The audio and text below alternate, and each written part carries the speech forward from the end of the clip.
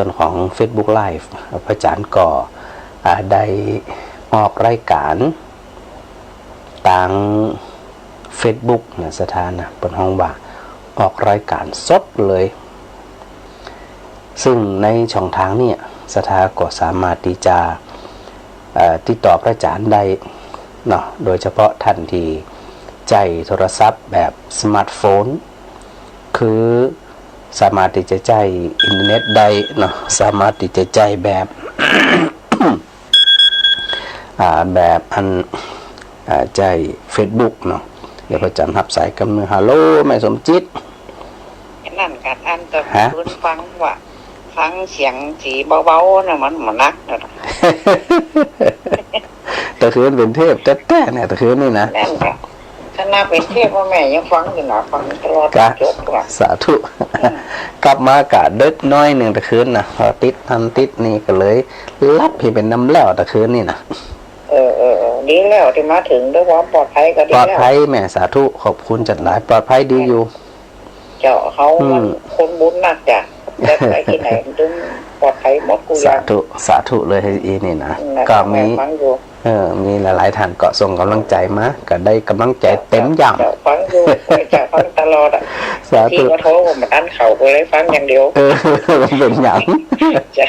เจ้าจบนี้ค่ะลูกสาธุสาธุสาธุเจ้าหลายท่านก็เป็นห่วงเป็นใยนะฮะไงที่ว่านะคนนั้นห่วงคนนี้ห่วงเต็มยามล้นยามเลยนะความห่วงใยนี่นะก็อนุโมทนาขอบคุณศรัทธาทุกท่านนะฮะพูดถึงตะกี้ว่าพระกันสองช่องทางนะฮะท่านที่เล่น Facebook อยู่แล้วก็สามารถอันก็ รับชมพระอาจารย์ใดทาง Facebook แล้วก็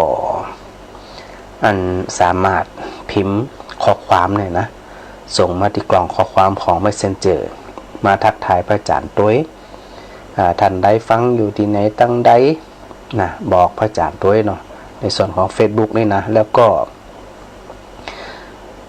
สามารถที่จะพิมพ์ข้อความในการถามปัญหาธรรมพระอาจารย์ในด้วยเนาะพออันพระอาจารย์ได้หันแล้วเนี่ยพระอาจารย์ก็จะนำคำถามทั้งหลายเหล่านั้นที่ศรัทธาได้ถามทิ้งไว้เนี่ยมาอธิบายนะมาร่วมสนทนากับศรัทธาญาติโยมต้อย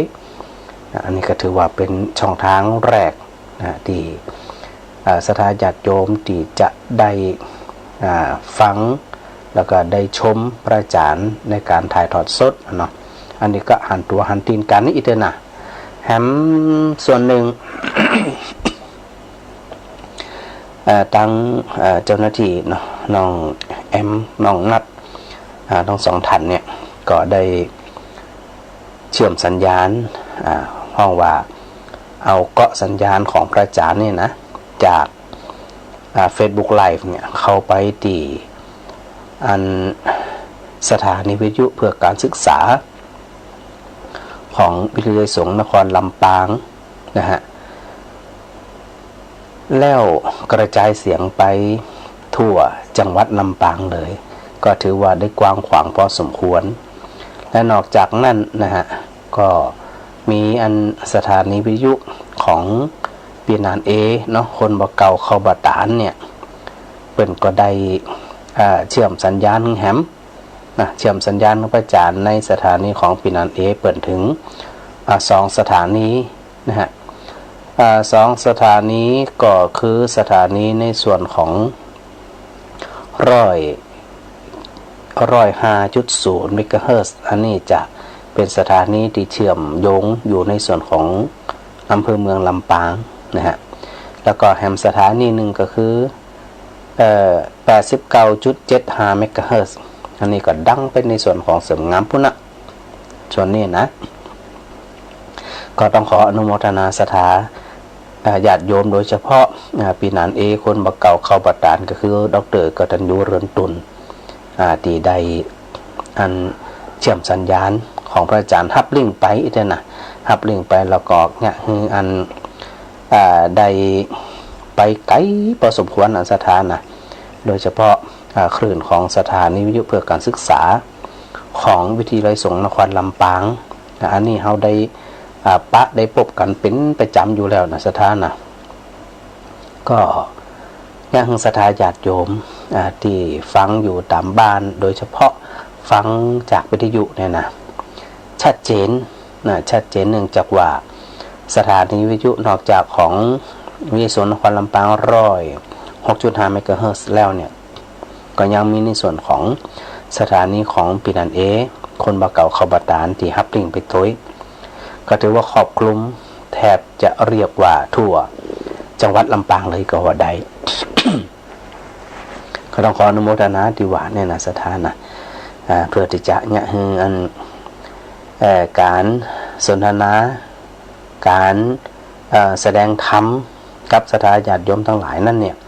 คือเป็นประโยชน์นักที่สุดนะต่อที่จะนักใดศรัทธาที่อาจารย์ได้อูอยู่เสมอว่าด้วยความตั้งใจในเรื่องของหลักธรรมของพุทธศาสนานั่นเนี่ยเนี่ยจะได้จะคืออันการศึกษาเนี่ยจะได้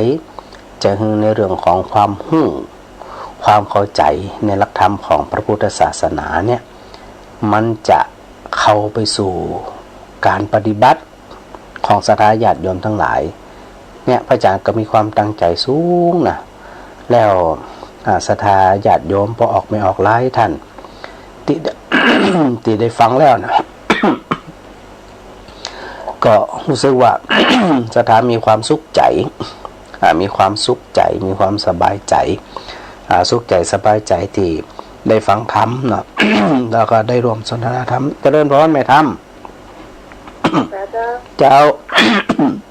อยุธยามาแถวลำปางกี่โมงเจ้าแต่ขึ้นมาถึงสัก3 ทุ่มปลายเนี่ยเจ้า ถึงลำปาง3 ทุ่มก็เจ้าถึงวัดก็ต้องฝนตกก็เจ้าโอ้บาตกเลย มันก็เหมือนกันเนาะมันเขาบอกว่านี่ก็ห่อน2-3 วันนี่มันห่อนนะเนาะก็นามันเนาะมันห่อนมันเดี๋ยวห่อนเดี๋ยวตกเองก็เป็นปกติเตียนมีทันใหม่หมดเลยเตียนภาษามีอย่างว่าพากันห้องไปต้องพุ่นเนี่ยมีอันเนี่ยก็บอกมีลมนะกะ มีลมมีอากาศตามมันตามข้างตั้งนี่นะฟิวเฝ้า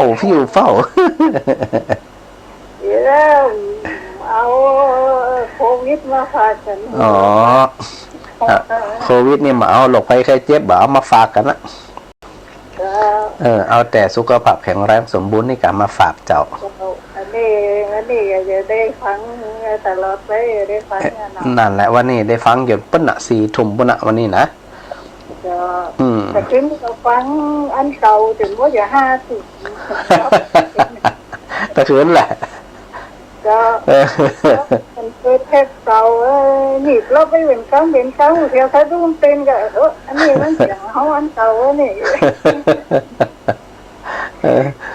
ก็ดีละสาธุแม่ทำสาธุเจ้าสาธุ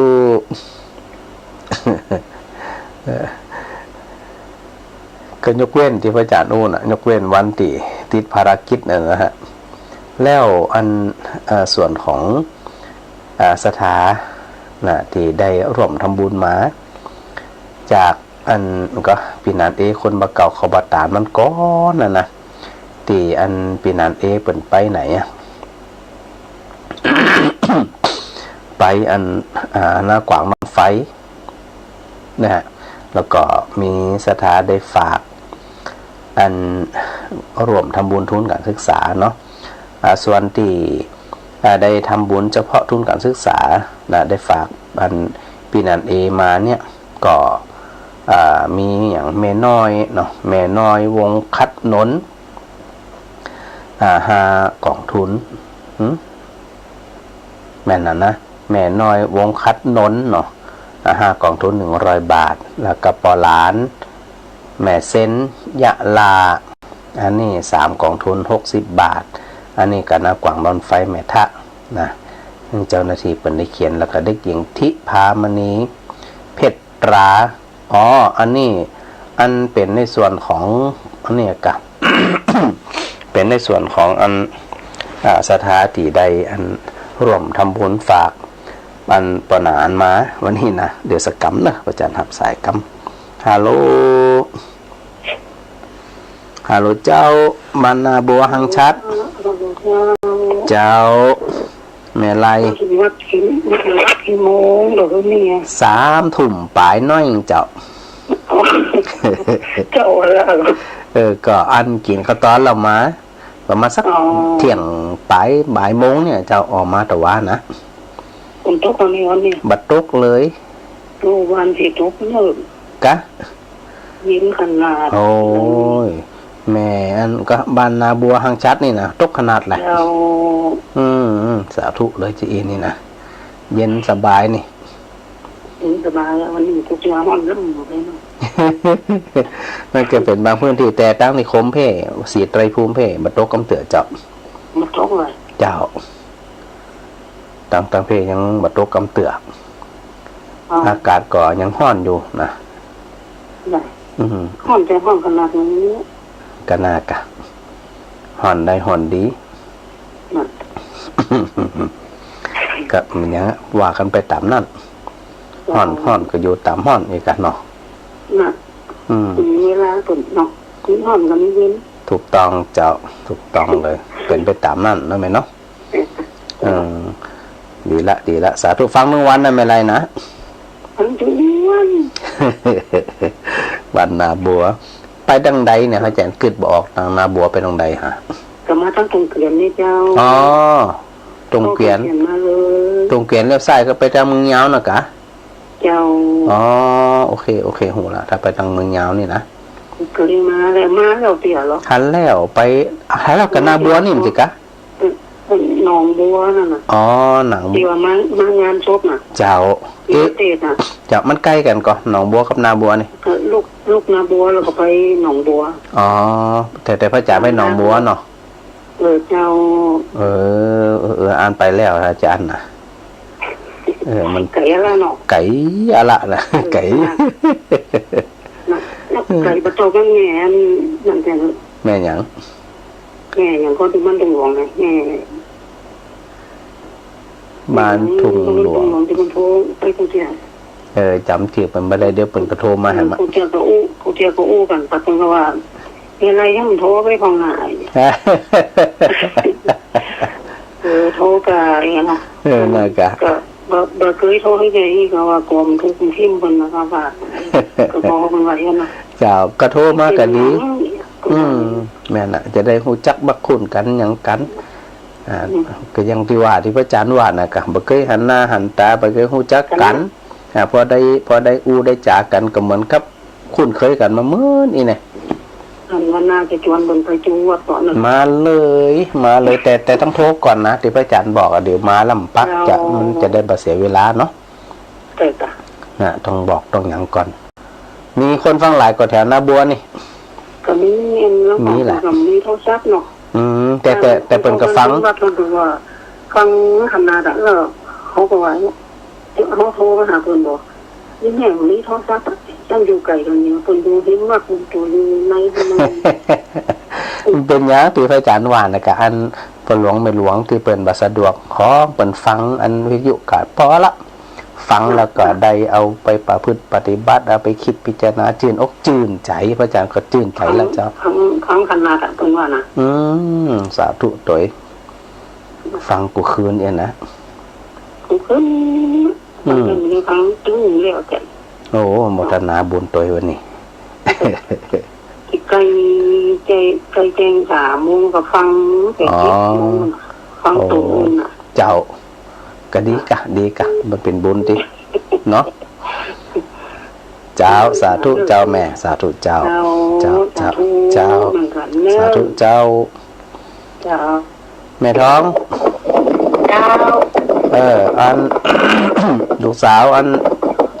นโอนมาแล้วเด้อลูกสาวโอนมาเรียบร้อย200 บาท10 กล่องทุนนพรโอนมาละก็โอนมาละเรียบร้อยเห็นยังพวกได้ยินฮะพระอาจารย์ว่าจะไปท ไปอีกแม่ก็เลยมาโทรแม่ กะ โยมแม่ก็เลยมาโทรนะ ไปแต่ว่าซื้อละมาแต่ว้าแม่ เจ้า ก็ไปนอนคืนหนึ่งไปทำการทำงานเสร็จกับปิกเจาะ เจ้า หิบไปหิบมาเนี่ยกะแต่ก็เดินทางด้วยความอันก็เรียบร้อยดีปลอดภัยดี เจ้า ก็เรียบร้อยดีแล้วฝนตกก็แถวนั้น มาตกเจ้าก ะฮ้อนดีอี ห่อนวันเนี่ย ฮ้อนดีแตะ เจ้า ดีกะฟังทุกวันนะ ทุกวันนะเจ้า เขา แต่ ถาม ขอโทร เอาสะดวกติพระอาจารย์วานนะครับ ลูกสาวส่งเงินไปขอโทรโลกหัวนะเจ้าฟังอย่างเดียว เอาสะดวกว่าสะดวกการโทรมาพ่องเป็นกำลังอกกำลังใจให้กับเจ้าหน้าที่ที่เปิดนั้นช่วยอันตัดสัญญาณในกันเนาะ เจ้า สาธุแม่ เจ้า สาธุแม่ทองสาธุเจ้าแถวหนองห้านะแม่เป็นอยู่แถวหนองห้าครับการได้ฟังรายการแล้วก็มีอันวันนี้นะเดี๋ยวเนอะ แม่บัวคำตุ่งหัวจ้าง เจ้า เจ้า ถ้าจัดยาวฟังทุกวันนะเจ้า ฟังเป็นวันแหละ เจ้า ฟังในชัดดีกว่าทั้งปุ่นอ่ะ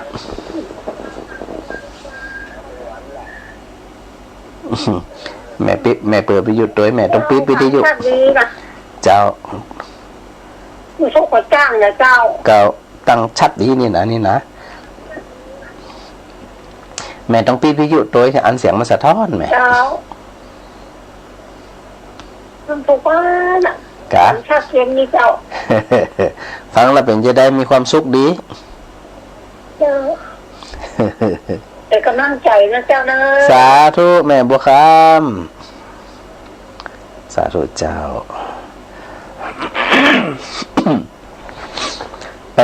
สำหรับวันนี้นะ เดี๋ยวเนอะ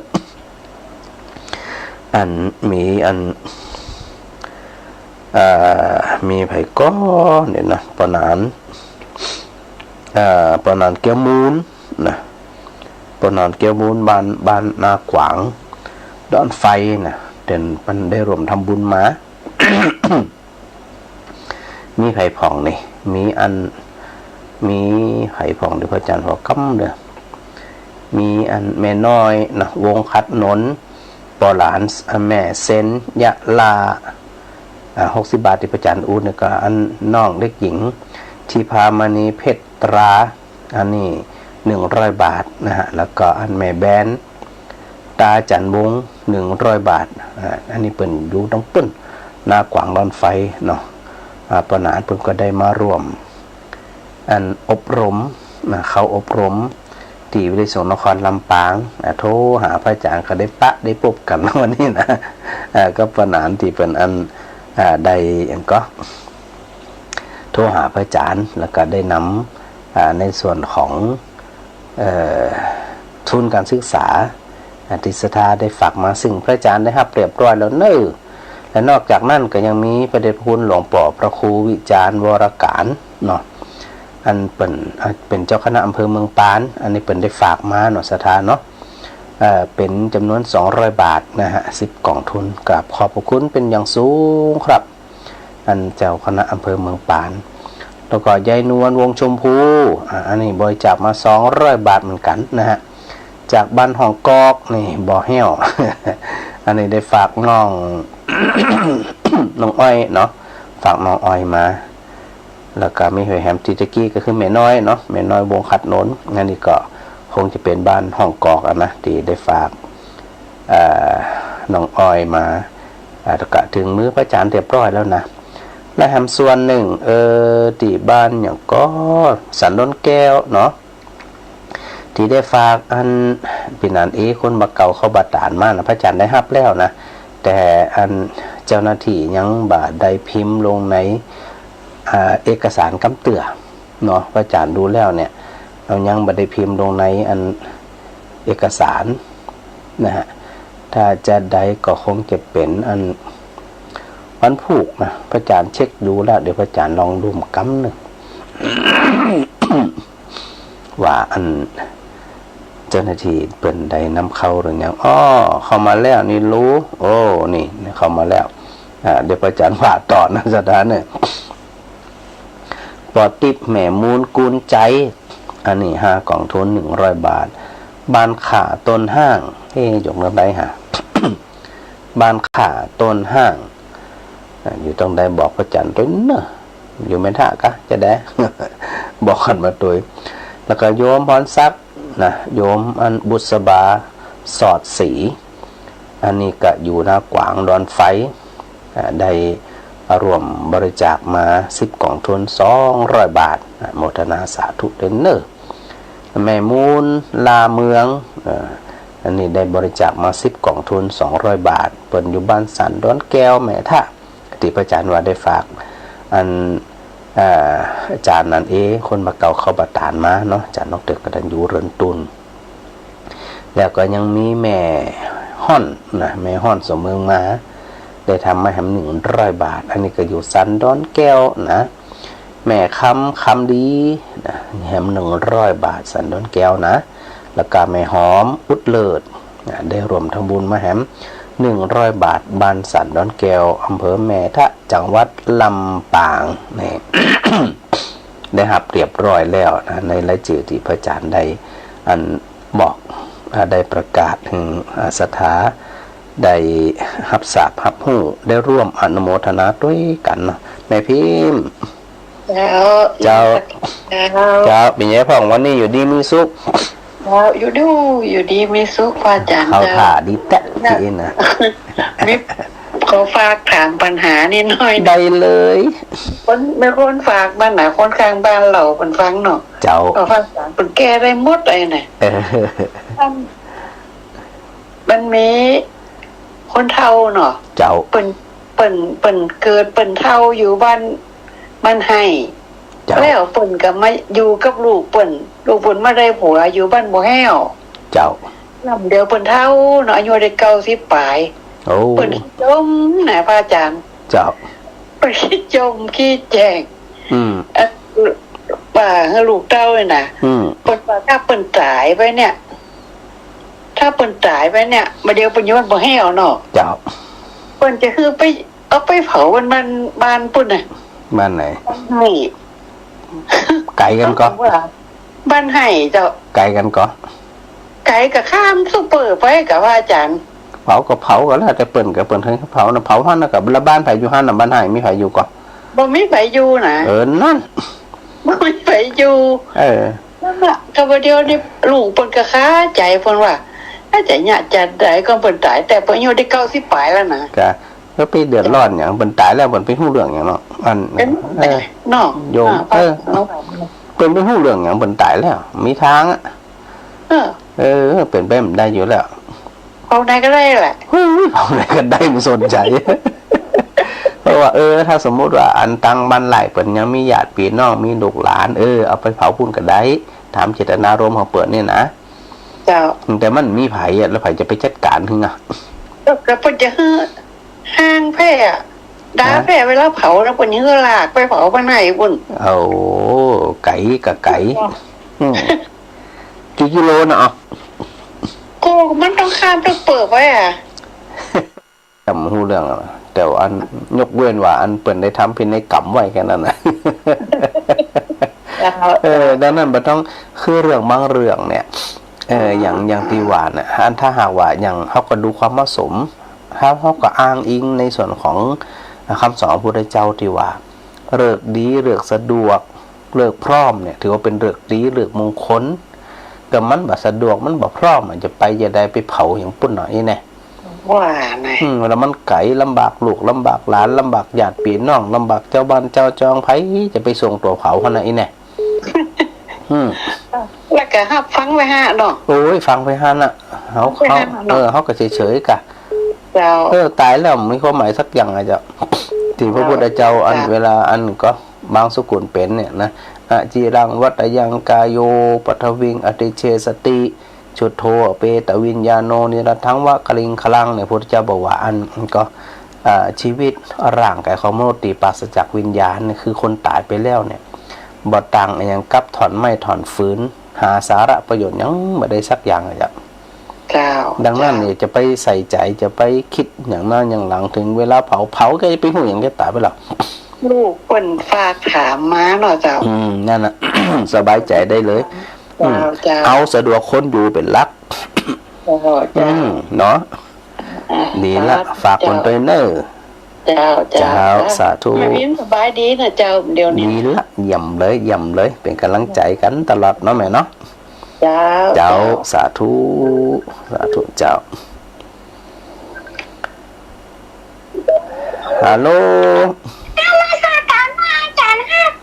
ตะคืนหายไปไหนไม่ได้ยินเสียงอาจารย์มาออกมาที่โมงค่ะ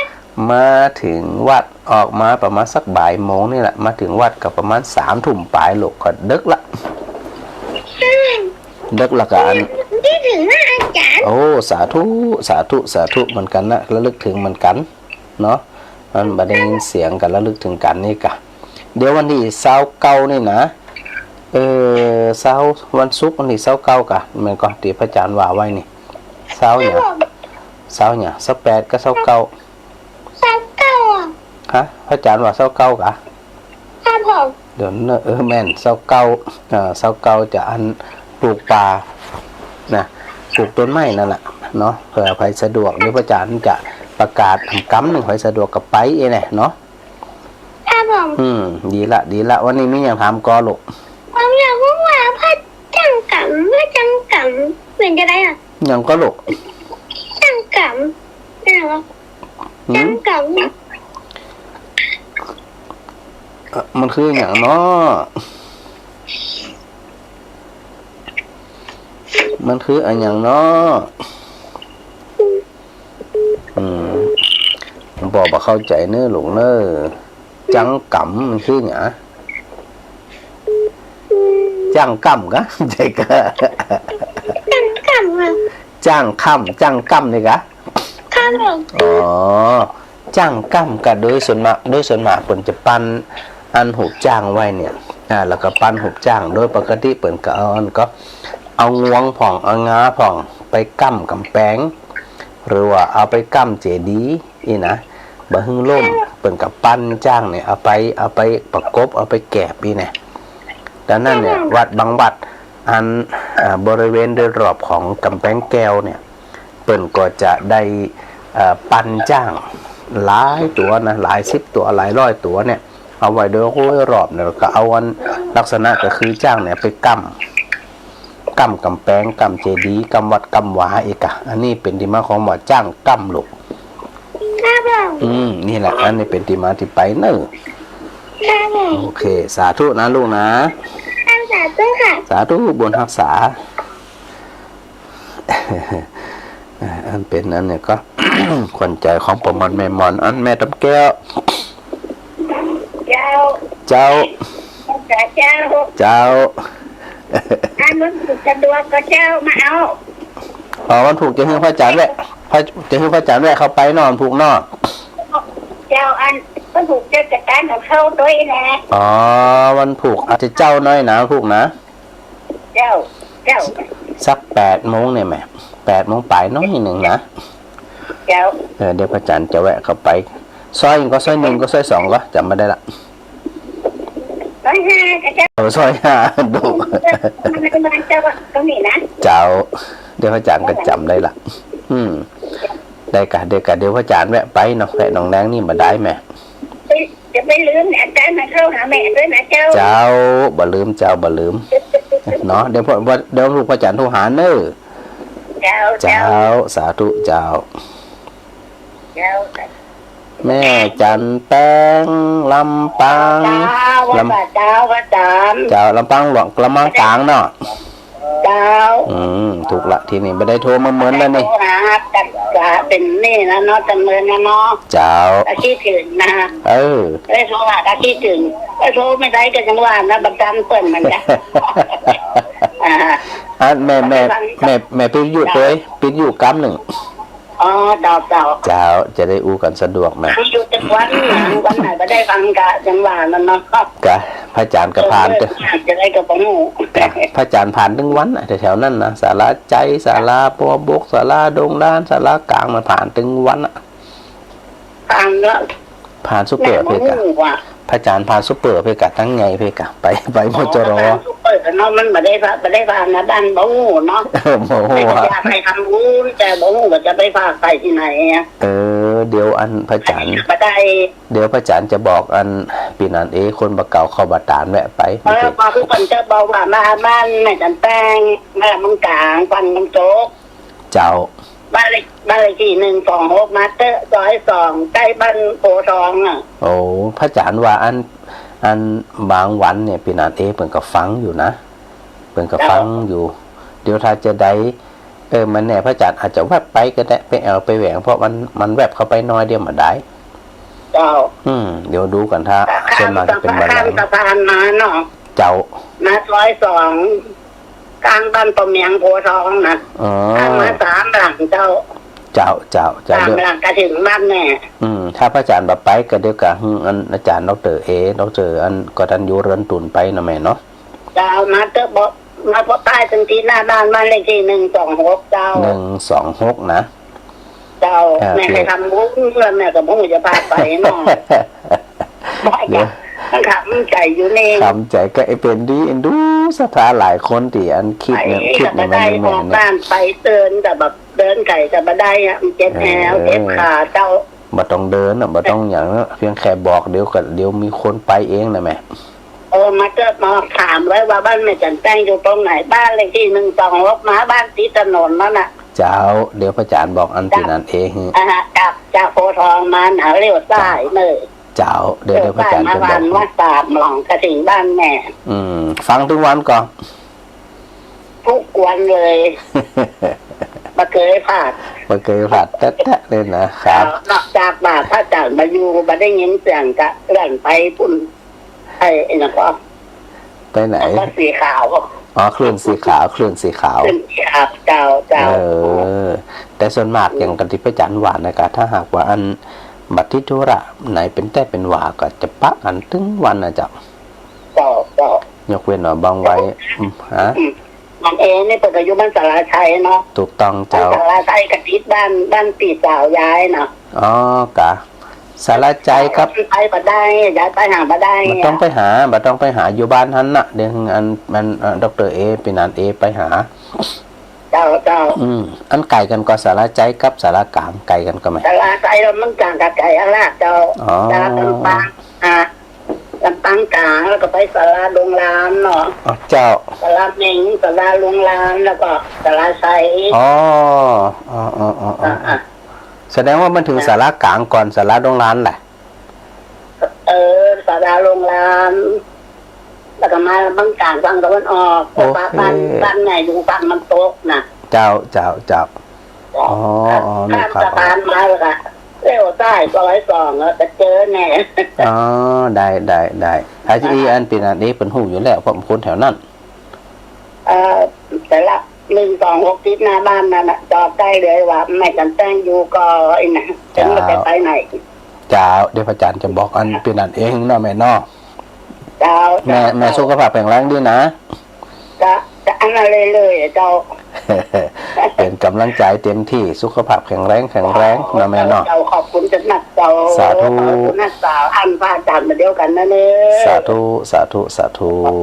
ขอให้เป็นลมไฟของคนเฒ่าคนแก่เนาะ เจริญพรเนาะ เป็นกำลังใจ เจ้าสาธุเจ้า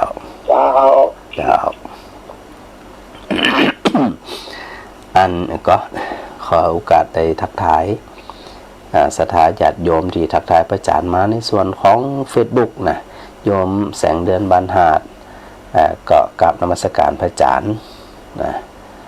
ทักทายพระอาจารย์มาโยมยงยุทธนะอันนี้เป็นเกาะจะปลาแม่เป็นม้านะแม่ปันมาแอลแฮม ที่วัดศรีเตยภูมินิยมแม่จิมจิรวันลูกศิษย์พระอาจารย์เนาะแม่จิมจิรวันอยู่บ้านศาลาไหนก็แม่จิมพระอาจารย์ขึ้นบ่ออกนะ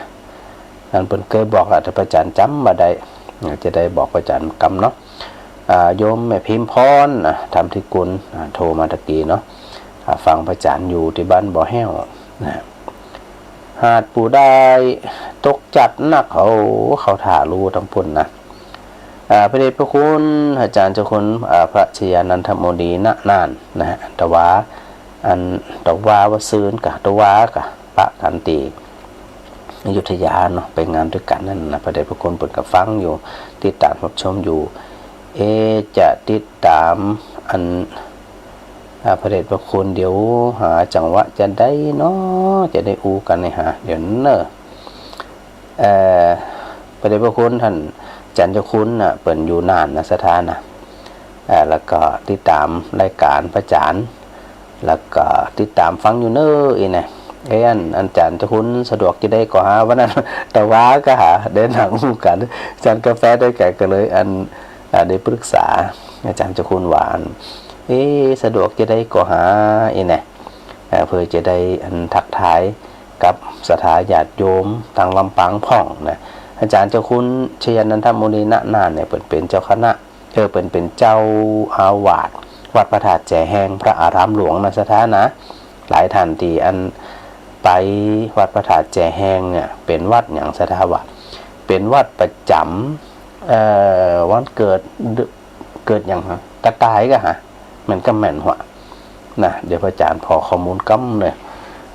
วัดพระธาตุแช่แห้งแต่ว่าธาตุแช่แห้งอยู่จังหวัดน่านเป็นวัดเดี๋ยวเนอะพระอาจารย์พอกำหนึ่งเป็นวัดประจำปีเกิดแม่นปีเกิดปีเถาะปีกระต่ายข้อมูลได้แล้วนะศรัทธาหลายท่านน่าจะเคยไปโดยเฉพาะคนที่เกิดปีเถาะคือปีกระต่ายนะฮะ ก็คือวัดพระธาตุแจ่แหงนะศรัทธานะแต่ว่าเรียนปะเปิ่นอย่าได้กราบนมัสการว่าพระเดชพระคุณอาจารย์เจ้าคุณจะหวังจะได้ก็หานะมีโอกาสได้มาโพดมาผายได้ร่วมสนทนางานธรรมะกับศรัทธาจีอยู่ลำปางพ่องบ่เนี่ยอาจารย์เจ้าคุณก็เลยว่าได้กะเนี่ยตอนนี้เปิดก็ฟังอยู่นั่นพระเดชพระคุณถ้าฟังอยู่นะครับถ้าสะดวกโทรมากั้มนะครับนะดูเหมือนผมมีเบอร์โทรของอาจารย์เจ้าคุณนะครับ ถ้าสะดวกนะครับถ้าบ่สะดวกกำเป็นอย่างได้ผมเคยอู้ครับก็ออกไม่ออกติสถาอยู่นะว่าวันดีขึ้นดีเนี่ยจะได้กราบนิมนต์อาจารย์เจ้าคุณชยนันทโมนีณนานเนี่ยนะได้แนะนำหึงศรัทธาหูจักพอสมควรแล้วครับเนื่องจากว่าอาจารย์เจ้าคุณเปิดพึ่งเข้าสู่การปฏิบัติแบบเก่าบันลังมาเอาจริงเอาจังขนาดศรัทธาเป็นก็ถือว่าเป็นพระ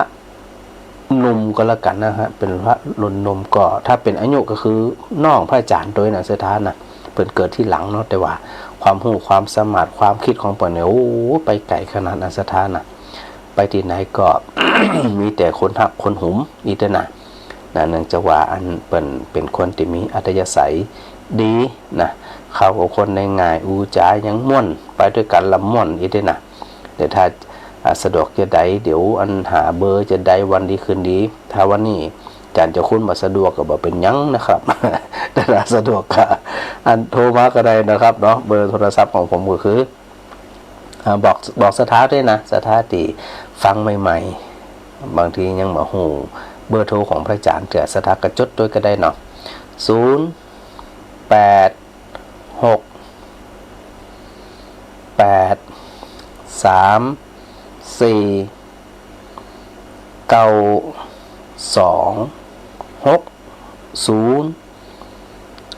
บอกสถานกรรมเนาะ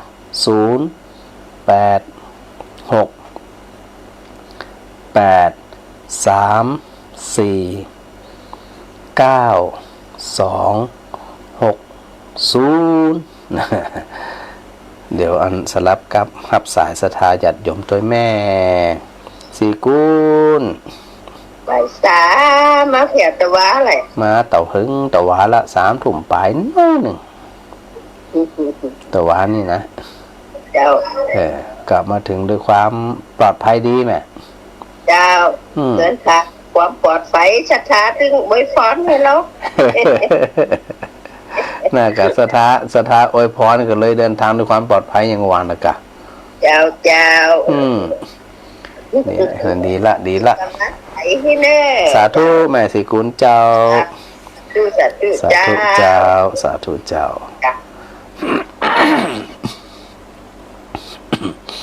แล้วก็อันนอกจากนั้นเนาะก็มีอันสถาที่ฟังแล้วก็ทักทายประจานมาในส่วนของ Facebook Live นะโยมวาสนาสิงสัน กราบนมัสการเจ้าอันนึงอยู่ตรงใดฮะโยมวาสนาอันแจ้งประจานด้วยเนอะว่าฟังอยู่ที่ไหนตรงใดโยมเชียง โยมเชียงกับลูกศิษย์ประจานนี่แหละนะแบบไปวุ่นวายอยู่แถวนั้นนะปะกันมันเนาะโมทนาสาธุด้วยนะโยมเพนกาฟังสาธุพระอาจารย์มาแล้วดีใจเจ้า ดีใจเหมือนกันนะอันที่มาถึงงานวัดวาอารามในความปลอดภัยคุณยายสุ่มนะเจนจักนะคุณยายของน้องวันชนะนะขวัญใจของผู้อุ้ยแม่อุ้ยโยมเวรศักดิ์ได้ทักทายประจานมาสาธุสาธุโยนวพรัตน์เวนเนอร์ทักทายประจานมาโมทนาสาธุยมความสุขการนมัสการพระอาจารย์เจ้าแล้วก็อันท่านผู้ช่วยศาสตราจารย์ดร.ทิติวัฒน์สุขป้อมนะอันนี้คนศาลาดงลานเนี่ยนะลูกศิษย์พระอาจารย์นี่ละที่ได้อูไปวันก่อนว่าอันเป็นลูกศิษย์ที่มีความตั้งใจดีเนาะประสบความสำเร็จเป็นคณบดีอันที่มหาลัยจันทร์เกษมนะก็ได้อันให้กำลังใจกันโดยตลอดนะขอโมทนาขอบคุณเนาะดร.ทิติวัฒน์ โยมสมบูรณ์พึ่งน้อยกะพึ่งปลายกะแม่ก็กราบสาธุนะอยู่ตรงใดจะลืมบอกนั่นโยมวาสนาสิงสารเป็นอยู่บ้านหนองแหวนก็ไปทางใดเดี๋ยวกึดก่อนบ้านหนองแหวนกันนี่กับแถวก็ค้าเนี่ยมันก็ก็ว่านั่นนะแถวก็ค้านี่นะอาจารย์ว่านะฮัลโหลแม่น้อยเจ้าพระอาจารย์มาแล้วอาจารย์ล่ะมาเรียบร้อยเป็นเรียนหาเจ้าพระอาจารย์ว่าเป็นไปไหนอันหมู่บ้านไห้ว่ะวันที่แทบที่เก่านะฮะเป็นมาอยู่เป็นไปไหนมั่วอยู่ทยาเป็นไปไหนมั่วมาถึงฟังเด็กที่เก่ามาถึงแบบว่าเป็นเทพอย่าคนฟันจะมากกว่าอาจารย์ถ้าเปิดบัตรเขาเปิดบัตรกาโตเนาะคนเบาเนาะกะเก่าหนักแล้วก็ถ้าถึงตรงไงจะอู้กันนะทั้งตัวเจ้าก็มันกายนะแต่ก็นี่เป็นเทพนะเก่งเหมือนกันตาหู้เป็นเทพเดี๋ยวหู้เก่งกันตานั่นนะเขาถามแต่รู้รับดีนอนดีแต่นะพระอาจารย์เนาะมันไม่ได้เครียดดีแม่เพราะว่าก็อย่างที่พระอาจารย์ได้บอกอยู่เสมอนะว่าชีวิตมันเครียดเป็นอย่างนี้นะสวดมนต์ไว้สามาแล้วมาหามาเปิดฟังโทรหานิ่มเลยเนี่ยเจ้าเนี่ยมันเป็นมีความสุขเอกะเนาะดีละสาธุเนอเจ้าสาธุเจ้าแม่สินมุนีแก้วนาความใต้เจ้าถ้ามหาสมศักดิ์โอนฐานแล้วจ้ะเดี๋ยวเนอวันใดก็แม่อันแม่ทำวันใดก็เดี๋ยวเนออาจารย์วันหลังของใจเอาเปิดเอาไปโอนให้แล้ววันใดแม่วันใดของหงยายก็จำได้เดี๋ยวอาจารย์จอกันเนออาจารย์เขากันเนอส่วนมากอาจารย์อันก็อาจารย์สารอาจารย์ก็ได้โดยปกติถ้าฝากเปิดมาเนี่ยเป็นจะโอนมาโอนคนในบัญชีแม่โดยปกตินะเดี๋ยวพระอาจารย์พอก่อนเนอแต่คืนนี้ยายโทรหาท่านอาจารย์จะสั่งบอกสิลูกสั่งว่าจะได้คนยังไม่เคยฮักมาเงาให้เนาะคนมาฮักฟังแม่ด้วยเนาะเอาล่ะถ้าโยมแม่ได้ยินดีแล้วแม่ดีใจเนี่ย ยายก็อายุแม่นี่ก็พระตัวเปิ่นนะน้องตัวพระมหาสมศักดิ์นะ เจ้า ต้องการในอย่างก็พาเปิ่นแหละจังไงน้ำบุญน้ำตังอย่างปรักเปิ่นนั่นนะ อ๋อสาธุสาธุ เปิ่นเป็นองค์สารบุญก็ตั้งเปิ่นนะออกเอาเปิ่นในรุ่น เจ้าอันเนี่ยก็พระอาจารย์ว่าเปิ่นเดี๋ยวพระอาจารย์หาจื่อก่อน แม่ซินเนาะ เจ้า แม่ซินมูนิแก้ว ยังก็พาเปิ่นหมด เจ้าโดยปกติท่านพระอาจารย์มหาสมชาติอันเวลาสถาฝากเปิ่นไปนี่นะเปิ่นก็จะโอนเข้าบัญชีเลยเจ้า เจ้านักคนขาดเปิ่นนะนักน้องนักละ เจ้าดีกะดีกะโมทนาตัวนักความใต้เนี่ยนักความใต้เนี่ยแล้วฟังชัดดีกับไหม เจ้า ชัดดีเหรอเขาถามดูอัน ถ้าอาจารย์สมชายจะต้นติดคำส่งคืนเนี่ยมันตะกี้นี่เตะตะกี้นี่โอ้เป็นที่ใครให้ใครห้องอย่างงี้ก็ฟังทำกะฟังทำกับหมวนกันไหม เจ้าคนติดทำหมดแล้วก็เนี่ยทำเป็นก็สีสุกเจ้าอย่างงี้อินดูร้อน เป็นทำกำเมืองนะแม่เนาะ เจ้าหมอนก็หมอนอันหมอนก็หมอนใจก็ใครให้ใครห้องอย่างงี้น้อยใจอินดูร้อน ก็อันยังหวังเลยกะ คิดหัวมาอันบัวปันจิบโอ้หมอนเป็นเลย กะเป็นคนแก่อันก็เตะตลอดภาษานี่แหละ เจ้า ภาษานี่นะ โอ้ติดภาษาเนี่ยตลอดภาษานะกัน กันนะกะดีกะถ้าเป็นอย่างนั้นเนาะ เจ้าเป็นดีเนี่ยยายนี่มนเปิดมาบ้านนี่ก็เปิดกันมาแล้วเปิดยายก็อู้ก็เปิดแล้วเนาะแต่แม่อาหารแม่ไหนเนาะได้แต่อาหารแม่แล้วน้อยเปิดน้าหันแล้วนะ แต่พระอาจารย์ยังไม่ได้หันกันเพื่อนนะเนาะ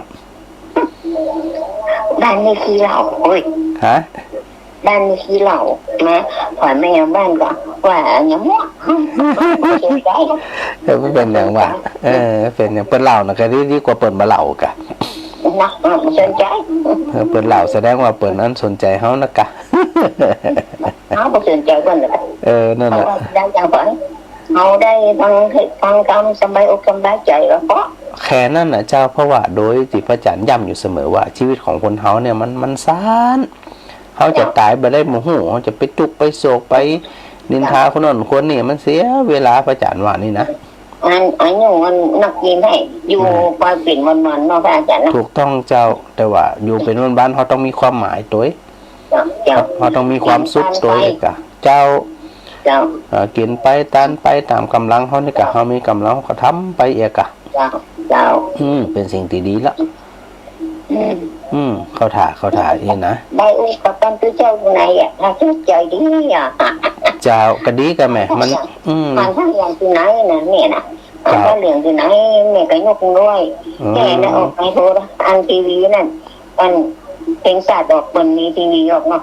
ย้ายตาว่า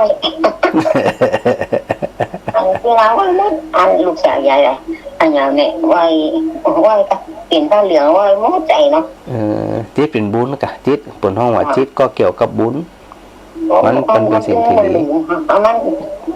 หม่อนนี่อย่าโอ้กับเจ้าปุกตัวเจ้าตัวไหนเพราะว่าต้องหม่อนเจ้าไก่ก็อันจากวัดไปอันจากบ้านไปวัดไก่ก็สัก2 กิโลนะกะถ้าไปแต่ละวันไปส่งเจ้าก็ดีกะเราอันไปส่งมันบักไก่ดีเจ้าหล่อนไปส่งก็คนเดียวจะได้หรอยายแกไม่ขี่ขาก็เป็นอย่างมาสมภาพก็มาหันยายแกไม่เต้าเลยกันเป็นกำลังใจนะแม่สินนะเจ้าอยู่ดีมีสุขเนอแม่เนอสาธุเจ้าสาธุเจ้าก็มีความสุขใจนะอันแม่สินนั้นเป็นอยู่อันนาวความไตนะโทรมาวันนี้พระอาจารย์ก็เพิ่งได้ฮับนะอันบางทีอย่างตะวาเนี่ยนะ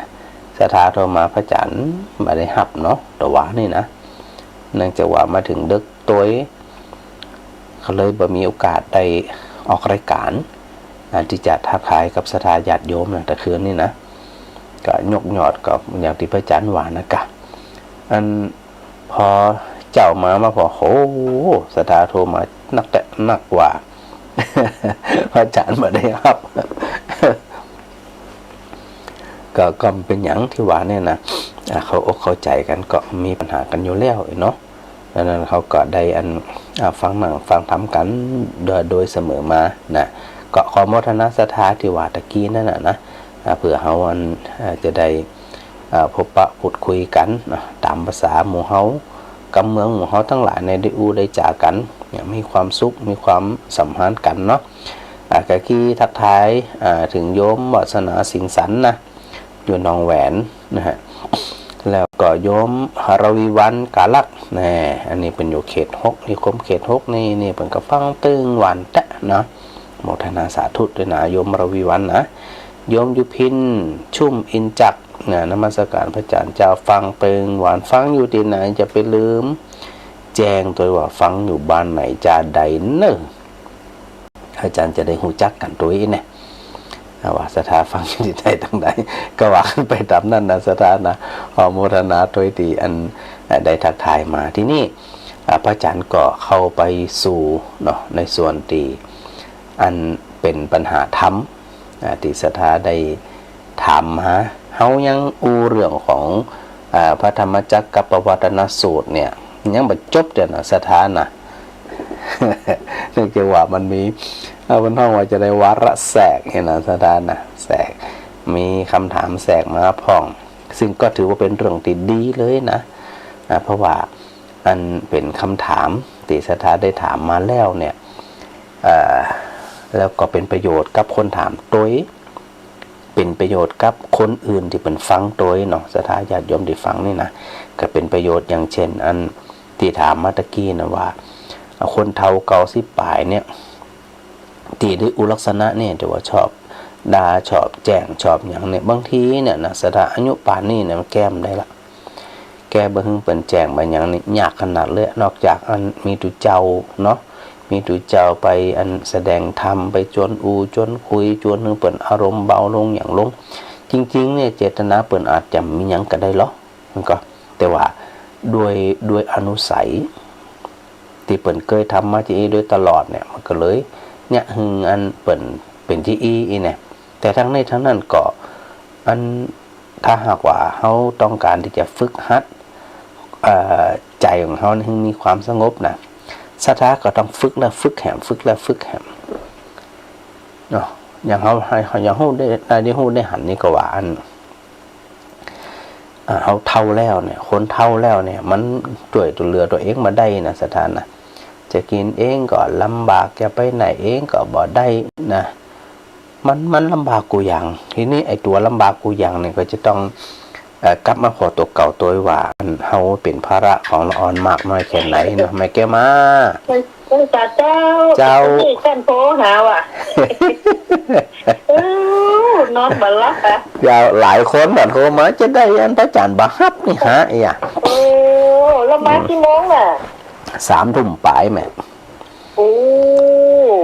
ปลอดภัยดีเนาะปลอดภัยทุกอย่างเรียบร้อยดีแม่ก็คือเตือนหาแต่เนื้อเจ้าก็เรียบร้อยดีเพราะว่ามาถึงกะ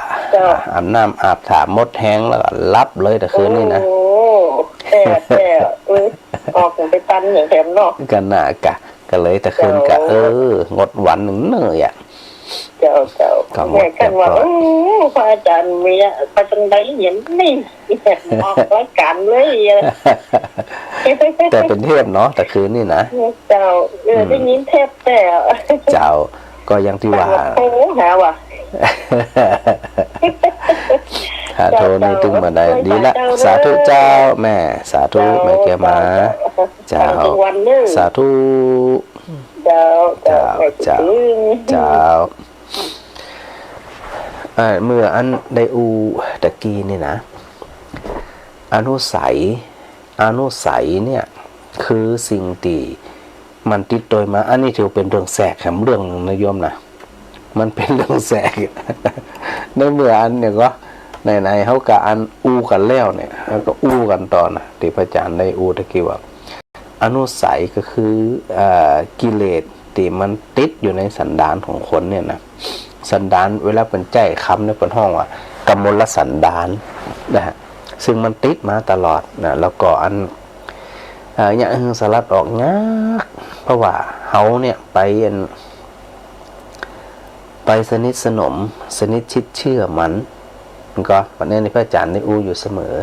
ว่าถ้าหากว่าเขาไปสนิทชิดเชื่อมันนักเนี่ย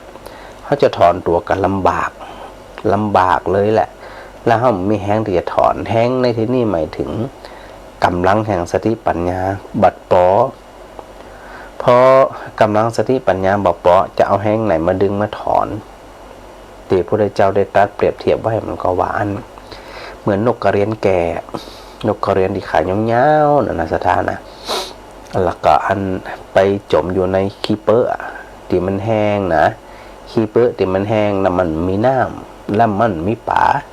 แล้วก็นกกระเรียนนั้นแก่ตัวสถานน้องกึดพอกะว่ามันจะเอาแห้งที่ไหนที่จะยกตีนของมันออกจากขี้เปอะได้ออกจากลมได้แห้งก็ไม่มีเพราะอย่างหนึ่งแก่สองมันมีอาหารมันมีปลาสามมันมีน้ำกึดเลยรับตาหันมื้นตาหันได้เลยว่าตายสถานเดียวก็เหมือนกับคนเนี่ยสถานนะถ้าหากว่าเขามีลักษณะเหมือนนกกระเรียนแก่นั่นก็บะมีความเข้าใจบะมีสติปัญญาบะมีอันอย่างสักอย่างเนี่ยมีอยู่สถานเดียวคือตายอย่างตายสติปัญญาตายคุณงามความดีตายมันเกิดขึ้นมาได้เพราะว่ามีอนุสัยตีมันติดอยู่ในสันดานหนึ่งกามราคะความกำนัดหักไข่ในกามติดใจในกามคำว่ากามในที่นี้หมายถึงรูปเสียงกลิ่นรสสัมผัส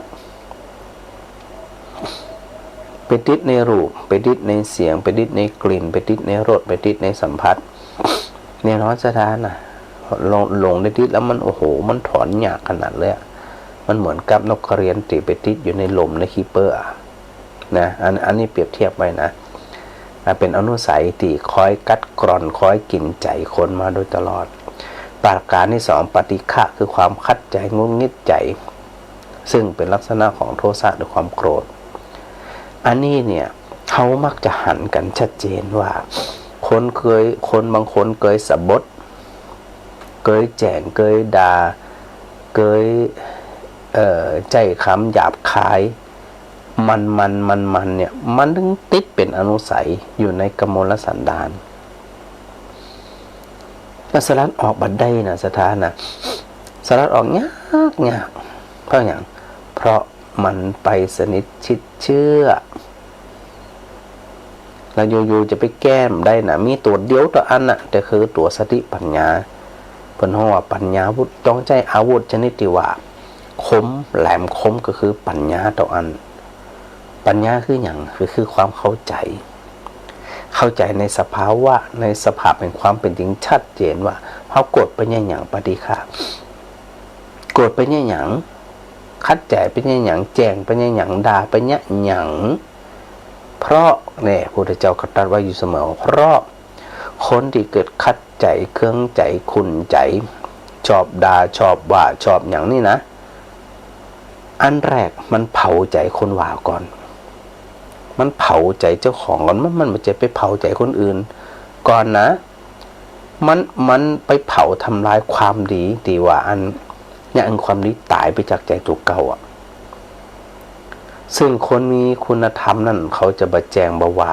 จะบะใจคำพร่ำเพรื่ออันใดตีดีอันใดตีบดีมันจะบะพร่ำเพรื่อนะบะพร่ำเพรื่อเลยคิดแล้วคิดแหมคิดแล้วคิดแหมเนี่ยเหมือนกับเราได้ยินว่าอันอย่างก็จงคิดทุกคำที่พูดแต่ไม่จำเป็นต้องพูดทุกคำที่คิดคนที่เปิ่นได้ฝึกมาปอเปิ่นจะมีความนักแน่นความนักแน่นวางเฉยบ่ได้หมายถึงว่าบ่ฮู้บ่ได้หมายถึงว่าเกรงกลัว อันนี้เป็นจึงว่านะว่าอันคนที่น่ากลัวคนที่น่าเกรงขามไม่ใช่น่ากลัวคนที่น่าเกรงขามที่สุดคือคนที่สุขุมลุ่มลึกนิ่งทนบ่เวกว่าโวยวายง่ายๆบดากับส่วนอันคนบางคนเนี่ยทนมาได้เวกว่าเวกโวยวายอันนี้เป็นคนที่น่าสงสารมันจะเป็นคนที่น่าเกรงขามคนเหล่านี้เป็นคนน่าเกรงกลัวและเป็นคนที่น่าก็ที่อุตะกี้เนี่ยอันสังเวชเป็นคนที่น่าเห็นใจจะได้ถึงน่าเห็นใจเพราะตัวเก่าบ่ฮู้ตัวเก่าว่าเวลาตัวเองไปด่าไปว่า ไปดิฉินนินทาคนอื่นนั่นเนี่ยละคัดใจเครื่องใจคุณใจงุดงิดใจอยู่ตลอดเนี่ยนะมันเผาเนาะตัวปฏิฆะหรืออัคคีหรือไปว่าไฟเนี่ยมันเผาใจของคนนั้นก่อน เดี๋ยวเรามาดูกันชัดๆนะครับว่า ถ้ามันมาเกิดจาก พา ใจ ยุฤดูร้อนประมาณวันที่12 มันบรรลุออกมาจาก ถึง ปาก 14หรือ มัน 15เนี่ยจะครอบคลุม มาเป็น จังหวัดไหน วาจา บ้างนะครับเดี๋ยวมาดูเจาะลึกลงไปนะครับใน แล้วมัน ส่วนข เผา อง ก่อนอ่ะแล้วถาม การ ว่า เกิดฝนนะ ค ครับ น เนื่ ที่ องจาก มีความเข้าใจ ความ มีความ แปรปรวน ฉ ของ ลาด อากาศ เนี่ย นะครับ มีสติปัญญา ร้ คิ อ ด นมา ได้ ปะทะ เนี่ย กับ นะ อากาศเย็น คิด นะครับ ได้ มีควา คิ ม ด ชื้ ถึง น เนี่ย ทำให้เกิดเป็น เพื่อ พายุ จะ ฤดูร้อน เอาไฟ โดยจะเริ่มตั้งแต่บ่ายวัน มี อาทิตย์ที่ นิทาน 12 มีนาคมนี้เป็นต้นไปนะครับเดี๋ยวพา ชอบใจ มา กั ดู บ นะว่า แล้วมันเพื่ออะไรอย่าง พื้นที่ตรงไหนบ้างนะครับที่จะมี เขาจะอยู่ไปสัก ฝน ตรง นี่ ไหน นะครับ สถาน นี่ก็คือตั้งแต่บ่าย ชัก สอง สีแดง เป็นต้นไปนะครับบ่ายสองข แต่ อง เขา วั จะ น ไปสะ ที่ สมในเรื่อง อา ข ทิ อ ต ง ย์ที่12 ชอบด่าชอบบ่า เอา ชอบ เจาะ ส ล ม ง บ ไป ท นะครับ ชอบคัด บ่ายวัน ใจ ที่ งุด 12 ช่วงบ่ายก็จะมีกินพื้นที่หลายๆจังหวัดนะครับ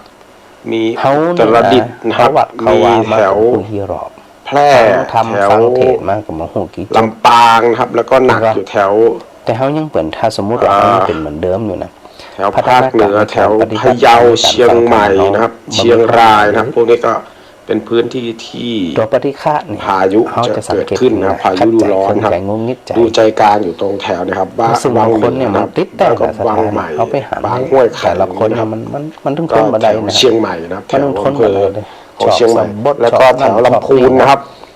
ก็ อั เป็นในส่วนที่จะเจอใน ส ส่วนของพายุฤดู ตัว ร้อน อา ครับ ศัย ในช่วงรอบแรกก็คือ ใน วัน หลายภพหลายจัดแล้วมันตี อาทิตย์ที่ มา 12ครับแล้วก็มีแถวแม่สอดแถวตากแล้วก็เจอนะครับเฉียงลงมาด้านตะวันตกหน่อยนะครับลงมาด้านนี้นะครับนั่นคือพายุฤดูร้อนในช่วง ที่สุดมีความสุขที่สุด บ่ายวันอาทิตย์ที่ ก็คือ 12นะครับ ความโกรธ ก็จะกินพื้นที่ค่อนข้างจะเยอะพอสมควรนะครับ ขังเสติ ก็ทำให้เกิดลักษณะสภาพลมแรงแล้วก็ลูกเห็บอาจจะตกได้นะครับ เดือด ช่วงบ่ายนะครับแล้วก็พอยิ่งนี่นะครับช่วง ความโกร กลา ธ งคืนนะครับช่วงบ่ายแก่ๆนะครับบ่าย3เป็นต้นไปนะครับพิษณุโลกอมก๋อยอุตรดิตถ์แม่สอดตากอุ้มผางแถวนี้นะครับปัวนะครับเชียงรายนะครับเชียงใหม่ ก็อย่าง อันนี้นะครับก็จะเจอลักษณะพายุฤดูร้อนค่อนข้างจะรุนแรงนะครับตรงสีแดงเข้มๆนั่นนะครับก็เป็นลักษณะการเกิดที่ค่อนข้างจะรุนแรงนะครับสำหรับพี่น้องที่มีบ้านเรือนอาศัยแถวนั้นก็ระวังไว้นะครับ ของโท นี่ก็ยังอยู่ในช่วง ของ พิษณุโลกก็โดนหนักนะครับกลางเลยนะครับก็เป็นช่วงเย็น อัน วัน นี้ก็จะต้อง อาทิตย์ต่อเนื่องจากเช้าตรู่วันเสาร์นะครับที่เชียงรายนะครับมาที่เชียงรายเชียงใหม่นะครับ ตัวเองได้อะ ก็มีวนมาอีกรอบหนึ่งนะครับ เอาอย่างไป ก็ คัด เป็นช่วง ไปที่ ที่ เก่าน่ะ สีแดงเข้มๆนั้นก็เป็นโอกาสที่จะเกิดลมแรงนะครับแล้วก็มีฝนตกลูกเห็บ ใคร ต จะ ก มา นะค คั รั ด บ ได้อะสมา ก็ ธิ หลังจากนั้นวันจันทร์ที่ เป็นสมาธิ 13ก็หายไปแล้วก็จะกลับมาช่วงบ่ายนะช่วงบ่ายของวันจันทร์ที่13ก็กลับมาแถวเชียงใหม่เชียงรายแถวนู้นนะครับโดนเยอะนะครับในช่วงนั้น ว่าพอ แล้ว มี ก็จะหายไปในช่วงกลางคืนของวันที่ 13นะครับวันจันทร์ที่ 13ก็ เขานี่นะ ช่วงคืนก็หายไปนะครับ นี่เปิด แล้วจะกลับมาอีกทีช่วงบ่ายนะครับจะสังเกตว่าฝนจะมาช่วงบ่ายค่อนข้างจะ คำ เย นี้ อะนะครับเป็นลักษณะ มากระทบแล้วโดย อา ทั่ว กา ไป ศร้อนปะทะกับมวลอากาศเย็นนะครับ มัว แล้วก็ เศร้าหมอง ทำให้เกิดความแปรปรวนของอากาศที่มีลักษณะเกิดเป็นพายุ อ๋อมันก็ตามนั้น ลู น่ะ ก เนาะ เห็บ นี่แหละ มีลมแรงนะครับก็ เหมือนกับเวลาเราประพ ต ฤ อน ติป นี้ ฏิบัติ ทาง ธรรม กรมอุตุนิยมวิทยาก็ออกเตือนในส่วนของพี่น้องที่อาศัย พิ อยู่แถ จาว ร นั้น ณา นะค เว รับ ทนาพิจารณา พอวันที่ พิจารณาธรรม 14ไปดูวันที่15ก็จะกลับมา เห็น อีก ทั้งหลายแล้วนี่ชัดเจนแล้ว ก็จะ นะ วนอยู่นะครับ15 ฝึก 16 มัน 17 เข้า เนี่ย มัน ก็จะ เข้ามันเข้าเนี่ย ต่อเนื่องนะครับในส่วนของ แม่ การ ปฏิ เกิด ฆะมากระทบ พายุฤดูร้อนนะครับ กระทบตานี่นะ ใครที่อาศัยอยู่ เพราะ บ มัน ริเว ก ณ ระทบ ที่ มัน ก็จะได้เตรียมตัวไว้ได้นะครับในส่วนของการเกิด พอมันไปหูซึก ไป ติด ดู ใจ นะครับ เนี่ย ช่วง มันก็ เช้า จะ วัน ร้อนละสถาน วันที่ มัน 15 บ่าย ร้อน ช่วงเย็นก็ จัง มีฝ ก็ น ยัง กลับมาเล็กน้อย เพ นะ ราะสติและปัญญาฝึกมาดีสติคือการหู้เท่าทัน เดี๋ยวไล่ดูเรื่อยๆนะไปดู ปัญญา ถึงวันที่ 18 ว่า นะครับ มันโคตร ตอนนี้ก็เป็นวันพฤหัสที่ มัน 16 ก นะ ระ ครับ กลุ่มเพื่ออย่างมันควรใจเพื่ออย่าง นะครับ มันก็ ก็ อันนี้ก็สามารถจัดการได้เนาะ ในช่วง การเดียวกัน บ่าย ได้ วันพฤหัสก็จะมีกลับมาอีกนะครับเห็นไหมก็จะเป็นส่วนใหญ่ก็จะซ้ำเดิมๆนะซ้ำรอยเดิมบริเวณเดิ โทร ม มา นะ ให้ไม่เน แล้ว อะ ก็ช่วงบ่ายวันที่วันศุกร์ก็จะมีมาจน อัน ถึ นี้ งวันเสา ไอ้ ร์ ฝาก ว่า สถานทั้งหลายไว้ แล้ว ว่า ก็บ่ายวันศุกร์อาจจะ เขาจะ เจอ เป็นประ นะ เภท วันศุกร์ที่ อันหนึ่ง 17นะครับก็จะครอบคลุม ใกล้ พื้นที่เยอะ กิน เหมือน ได้ กันนะครับ ก็เป็น จะ เป็นการ เป็นประเภท ใช้ ที่อัน ข้อมูลพยากรณ์นะครับ ทับ โดยใช้ พี แอปพลิเคชัน อยู่ในรถแกง นะคุณผู้ชมสามารถติดตามได้เรื่อยๆนะครับในช่อง แต่มันบอก สอ ฮู้จั เกษตรวันหยุดตรงนี้นะ นะ ค ค รั รั บบ ข จา อบ ก คุณ รถ ครับ แข็งนั่นน่ะมีรสรับล้ำหรือบะล้ำอร่อยหรือบะอร่อยเผ็ดหรือเค็มหรือส้มหรือขมมันหู้เรื่อง มันก็ปากหรือทัพพีเนี่ยมันหู้เรื่องเปรียบเสมือนคนนะหลายๆคนที่อยู่ในพระศาสนา แต่บ่เคยที่จะนำธรรมะมาประพฤติปฏิบัติแล้วเนี่ย แล้วตัวเองจะหูจักรสแห่งพระธรรมรสแห่งคุณงามความดีได้จะได้แม่กัลยาแม่กัญญา เจ้าสวัสดีเจ้าค่ะเจ้า เจ้ามาบ้านหนองฝายนี่มันได้ เจ้า ต้องฝนตกกับเจ้า มาตกเลยแม่อากาศกะอบเอาพอสมควร กับฝนตกอากาศกำลังดี กะฝนตกกะตรงฝาย เจ้า เออ น้อยสอนต้นเนาะ แม่อยู่ทางใดน่ะอยู่ทางใดของวัดน่ะ ไปวัดนะเจ้า อ๋อ 101 อ๋อไตวัดไปตั้งหลังวัดพุ่นน่ะเนาะ เจ้า ฟังเมื่อวันน่ะแม่นะ เจ้า อืม กะ โอ้วันไหนไม่ดี ตรงฝายนี่ฟังกันหลายวะฮะมาหันนั่นคนอื่นมาหันไข่โทรมานี่ เจ้า ไปแต่หมักฟังจะเป็นกับหน้าโต๊ะกันเนาะ เป็นมาหลายทีแล้วละส่วนมากฟังอย่างเดียวมาได้โทรมาอย่างนั้นเนาะ เจ้า เจ้าดีละ ปัดพูดดีว่าคนโอ้เนาะต่อตาต่อบาทคน เจ้า เราแบบนี้ใจบ้านนี่เรา อืม ตอบเสียงต่อตาส่งนั้นเนาะ เจ้า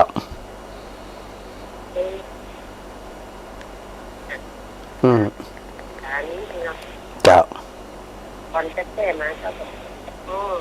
แต่พอเจ้ามาได้ฟัง แต่เสียงโทรศัพท์ของแม่กัญญาจะเบาขนาดอะแม่ เท่าไหร่ เจ้าเบาขนาดอะ แทบบันอย่างนี้เนี่ยแม่ โอ้ อืม ยังจังไม่ทันเจ้า อันนี้พระอาจารย์เปิดสุดแล้วนะเนี่ยนะ เราแบบปุ๊บแต่ตอนเนี้ย มันทำให้เจ้าใจเย็นขึ้นนะเจ้า ดีมากเลย เจ้า เนี่ยเขาเรียกว่าเจ้าสาธุเจ้าแม่เจ้า สาธุแม่กัญญาอันรวมทำบุญมาฝากน้องจอยมาฮัลโหลแม่เทียน ไปจ่าเจ้าอาจารย์ เนี่ยของแม่เทียนอย่างชัดขนาดอันของแม่กัญญาตะกี้ฟังแทบไม่ค่อยได้ยิน ชัดเจนดีเจ้าพระอาจารย์ กันน่ากะบรรณาดู เจ้า แล้วดูตำบล เจ้า พังนักเนิบพระอาจารย์มันจะดูอ่ะคนเท่าคนสอบมันไม่ได้ฟังคือคนเท่าอ่ะ เป็นฟัง โอ้เจ้าบางคนเปิดกับแบบมีโทรศัพท์คนเท่า เจ้า บางคนขอโทษเจ้าโดนไม่เทียนจะโทรเด้อพระอาจารย์ปนมวนเจ้ามีความสุขดี นั่นน่ะไปตุกมันเนี่ยหยั่งเนี่ยนะชีวิตของเขานี่นะ ถ้าได้พระอาจารย์จบแล้วก็รับดีมันบอก อันนี้ถือว่าเป็นอันนี้ส่งโดยตรงเลยนะนี่นะอาจารย์ เจ้า เป็นการเป็นกำลังใจให้เดิมเป็นงูคนเท่าเนี่ยนะเจ้าสาธุบรรณาดูอันถือโอกาสทักทายอันพอออกไม่ออกอันอุบาสกอุบาสิกาอันนาดูด้วยเนอเดี๋ยวมีสุขกันสาธุ สาธุเจ้า อาจารย์ เจ้าสาธุสาธุสาธุเจ้าก็อย่างที่พระอาจารย์ว่านะกะอันก็ปหลวงไม่หลวงปอุ้ยไม่อุ้ยเปิดอันมาสะดวกในการโทรก็บอกเป็นยังของว่าฟังแล้วเนี่ยมีความสุขก็มีความสุขมีความอันสบายใจเบิกบานใจก็เบิกบานใจแจ่มใสเบิกบานฟังแล้วโอ้เป็นที่อีรู้เนี่ยฟังแล้วมันสุขใจที่อีรู้เนี่ยซึ่งพระอาจารย์กำลังอูไปถึงตะกี้มันก็ในเรื่องของปฏิฆะความเป็นคนขี้โคตรขี้ด่าขี้หว่าขี้จมขี้แจงไผจะไปอยู่โดยสถาขนาดตัวเก่ายังงุดงิดรำคาญใจตัวเก่าแล้วคนอื่นเขาจะมีความสุขโดยเนี่ยหยั่งนะสถาที่พระอาจารย์เคยอันนั้นมันเหล่าสถาแล้วเตือนแล้วว่าอันมีข้าราชการผู้ใหญ่ของประเทศไทยเนี่ยนะฮะอันแล้วก็พอเกษียณอายุแล้วเนี่ยไปไว้พระกับพระอาจารย์ที่อินเดียกราบสังเวชนียสถานหน้าตาเปิดในตึ้งแบบมีความสุขสถาเครียดตลอดนะพระอาจารย์กระตึ้มว่าอย่าง2 วัน3 วันสุดท้ายมันก็มาสารภาพเนาะว่าอันตัวเปิดเองเนี่ยเป็นคนขี้โคตรเป็นคนชอบด่าชอบว่าเพราะว่าอันเป็นผู้ใหญ่เนาะลูกน้องก็ตวาดเอาด่าเอาอีเนี่ยแต่พอเกษียณแล้วแกบอกว่าอันยศถาบรรดาศักดิ์ทั้งหลายแล้วมันหายหมดเลย หายหมดเลยแล้วไม่ไปด่าอะไรนี่แต่งุดงิดใจแต่อาการที่เป็นอนุสัยปฏิฆะที่ฝึกมาอันก็ตีสะสมมาเมินมันมาหายลูกหลานก็บ่ใครอยู่ใกล้ซะท่าเพราะแกชอบจมชอบด่าชอบว่าแค่คู่ตัวนะแกว่าอันแกมีความสุขเลยเนี่ยจะได้ถึงจะถอนตรงนี้ได้ก็จึงพระอาจารย์นึกว่าไงว่าบางสิ่งบางอย่างที่เขาสะสมไปเหมือนเนี่ยนะมันสลัดออกยากอันเป็นบ่ห้องเป็นอนุสัยนั่นก็มันติดตามมันต่อเนื่องมันติดมึดไปเลยนะสถานะนึกถึงตัวเก่าไว้นักๆสถานบ่ต้องนึกถึงตัวอื่นที่พระอาจารย์ยกภาษิตมาว่าณปาริสังวิโรมานิณปาริสังคตากตังเนี่ยอย่าไปใส่ใจสนใจคนอื่นว่าเขาทำดีเลยยังเขาอันเนี่ยนั่นอะไรยังไม่ต้องไปสนใจอัตโนวะเอาไว้ไขยะกาตานิอกาตานิจะมันตรวจสอบพิจารณาดูตัวเก่าว่าได้ทำอะไรอย่างไปหรือยังหรือว่าบ่ได้ทำอะไรอย่างหรือยังคำว่าทำบ่ทำเนี่ยก็คือสะสมบุญบารมีของตัวเองไว้หรือยังพอมาถึงแค่ปฏิฆะเนี่ยนะที่อันสถาดิอุติกิว่าบางคนเนี่ย80 90ต่อขึ้นเป็น100ถ้ามีแห้งด่าแกก็จะด่ามีแห้งจมแกก็จะจมเพราะอย่างเพราะว่าบ่ได้ซึมซับในเรื่องของอันรสพระธรรมบ่ได้นำมาปฏิบัติเหมือนทัพพีอยู่ในรถแกงปากนะสดาปากมันกลนแกงตึงวันแต่มันมาหัวบารับรู้ได้เลยว่าแกงนั้นมันล้ำมาหูนี่ก็สู้ลิ้นมาได้ลิ้นมาแตะหน่อยเดียวนะหูหมดล้ำจะเค็มบะเค็มจะขมบะขมจะหวานบะหวานจะส้มบะส้มนี่นะลิ้นมันหูเปิ้นจึงบอกว่าประพฤติปฏิบัติตัวประดุจดังลิ้นอย่าทำตัวเหมือนกับทัพพีอยู่ในรถแกงทัพพีอยู่ในรถแกงปากตีก้นแกงตึงหวานเนี่ยมันคุกคีอยู่ตึงหวานเหมือนกับคนเฮาที่ประจันได้ว่าตะกี้ว่าอยู่กับวัดกับวาเนาะฟังเทศน์ฟังธรรมมาหนักทำบุญมากันหนักแต่ว่าอารมณ์ที่มันเกิดขึ้นใจคุณหัวเนี่ย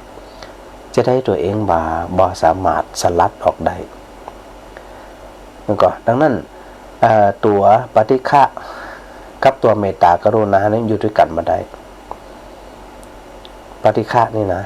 ความเมตตากรุณาเนี่ยคนที่มีใจมีเมตตากรุณาเนี่ยตอนเขาจะอู้บ่อู้แต่ปฏิฆะจะเกิดยาก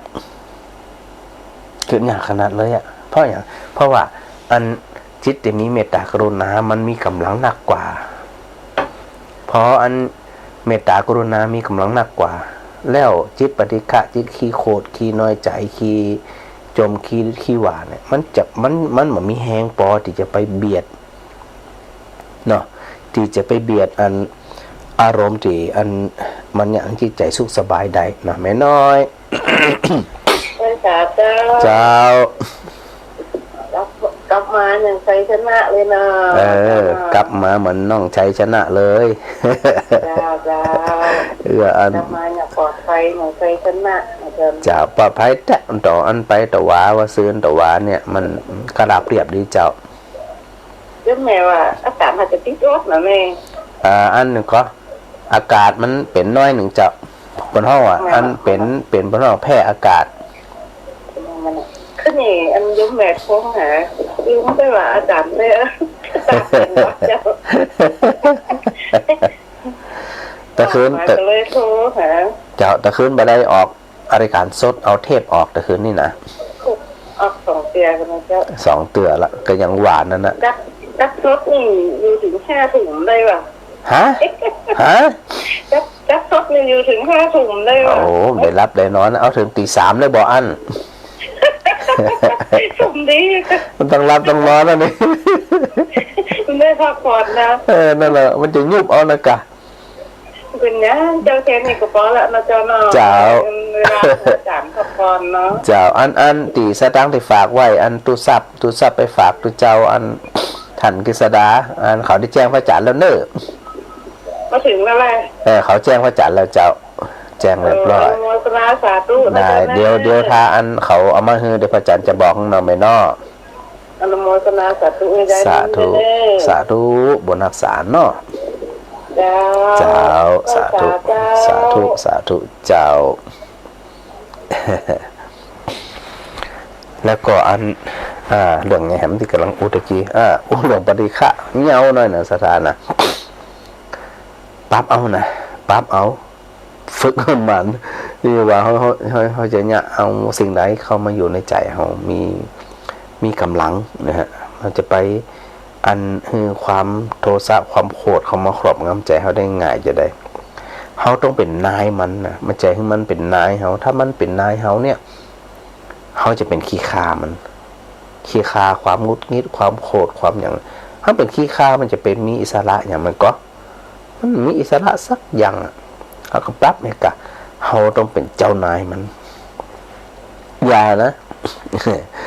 ความงิดใจความโกรธความบ่พอใจนี่นะอย่าเกิดในใจฉันนะฉันหูแล้ว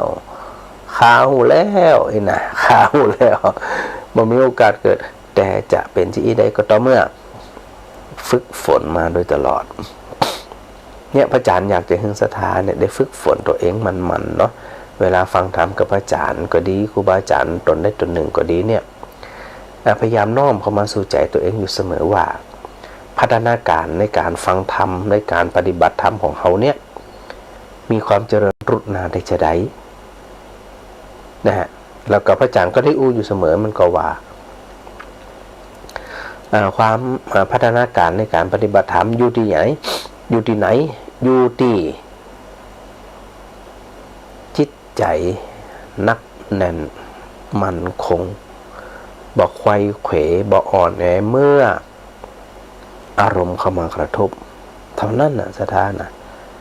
เขาสามารถที่จะวัดผลประเมินผลในตัวของเขาได้เลยว่าเมื่ออารมณ์ทั้งหลายเข้ามากระทบเขาแล้วเขารู้สึกจะได้จะมีใครรู้สึกต่อเขามีเขานี่แหละจะรู้สึกคนเดียวเขาว่าขณะนี้เนี่ยมันเป็นจีพอเขาหันจีแล้วมันจึงเป็นประโยชน์ที่พระอาจารย์ว่าเขาทำตัวประดุจดังลิ้นสามารถรับรู้รสแกงได้แต่ถ้าหากว่าเขาฟังทำเป็น100 วัตต์1,000 วัตต์100,000 วัตต์10,000 วัตต์แต่บ่สามารถที่จะเอามาประพฤติปฏิบัติกับชีวิตประจำวันได้นั่นถือว่าประสบความสำเร็จนะสถานะแม่แก้ว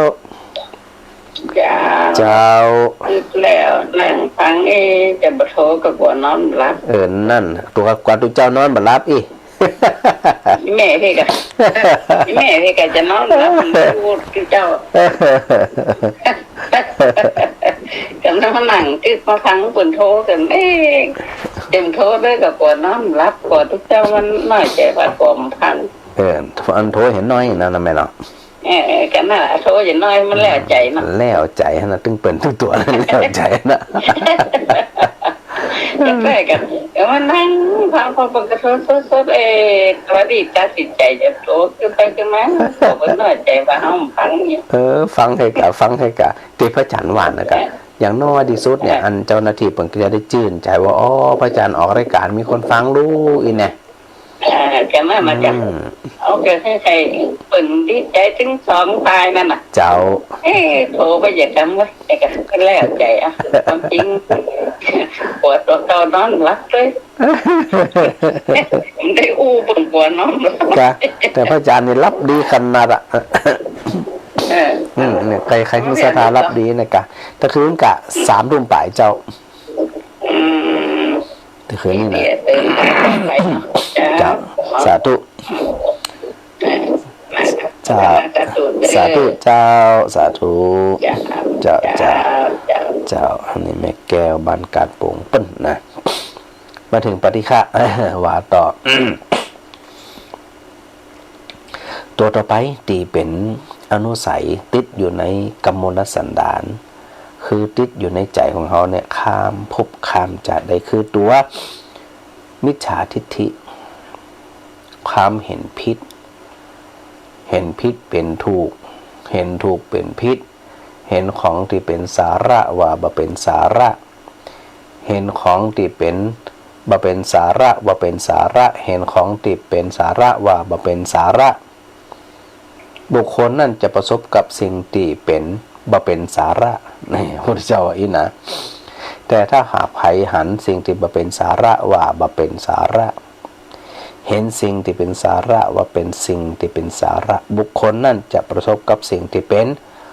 สาระสถานเดียว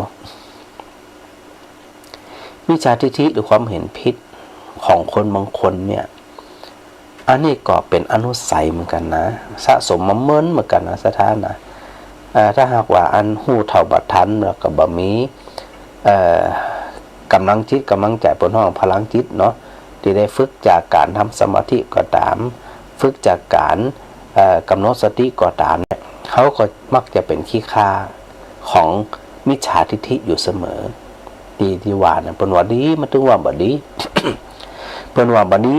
มันถึงว่าดีบุคคลเหล่านี้จะประสบกับสิ่งที่บ่ดีแน่ๆในชีวิตเพราะเป็นคนที่มีความเห็นที่ผิดมิจฉาทิฏฐินี่นะอันอย่างก็ทำบุญอย่างเนี่ยทำดีอย่างโลกเกิดหันกะสวรรค์เกิดหันกะทำได้โลอย่างนี้ละมิจฉาทิฏฐิที่พระอาจารย์ได้น้อมนำพระดำรัสของพระพุทธเจ้ามาว่าต่อให้มันบ่มีนรกสวรรค์นี่นะแต่ว่าจากนี้เนี่ยเธอเคยทำความดีเธอมีความสุขเธอทำบ่ดีเธอก็มีความทุกข์เธอก็หันถึงสวรรค์ถึงนรกเนี่ยในจากนี้ได้เลยจะได้เธอจึงต้องอันมีมิจฉาทิฏฐิล่ะนะเพราะว่ามันลากยาวเลยนะสถานนะคนที่มีความเห็นผิดจะลากยาวไปเลยเราก็โอกาสที่จะปรับมาเห็นความเห็นที่ถูกต้องได้นะมันยากบางคนคิดจิตเนอะเช็ดจิตถึงขนาดว่าอันสตุ่มสตังตัวเองมีอยู่บ่ย้อมกินบ่ย้อมซื้อบ่ย้อมใจคิดจิตก็ต้องคิดอยู่เสมอว่ามันคิดจิตเผื่ออันหยังมันก็มีกินได้ก็กินไปซื้อได้ก็ซื้อไปได้ก็ใช้ไปตายไปแล้วเนี่ยทรัพย์สมบัติมันจะมีความหมายอย่างกับตัวเก่าสดามันมีความหมายเพราะมันมีความหมายสดาก็จะต้องปรับนะนั้นมิจฉาทิฏฐิความเห็นผิดเนี่ยเขาก็จะต้องปรับเหมาะสมแล้วก็อันปรับจากมิจฉาทิฏฐิเป็นสัมมาทิฏฐิมีความเห็นถูกต้องว่าเนี่ยนะเขาอยู่กับวัดกับวาฟังน้ำฟังธรรมถือศีลปฏิบัติธรรมมาแล้วเนี่ยนะในส่วนของสัมมาทิฏฐิคือยังเขาเคยหึงตานใส่บาตรทำบุญปกติอยู่แล้วโอ้สุขใจอันยังพอหาที่เขายังไม่ได้ทำสมาธิทำยังสมาธิจิตใจแนบแน่น อยู่กับสิ่งใดสิ่งหนึ่งและจิตบ่ฟุ้งซ่านพอจิตบ่ฟุ้งซ่านแล้วจิตเป็นสมาธิแบบนั้นมันจึงก่อเกิดความสุขทันทีทันใดก่อน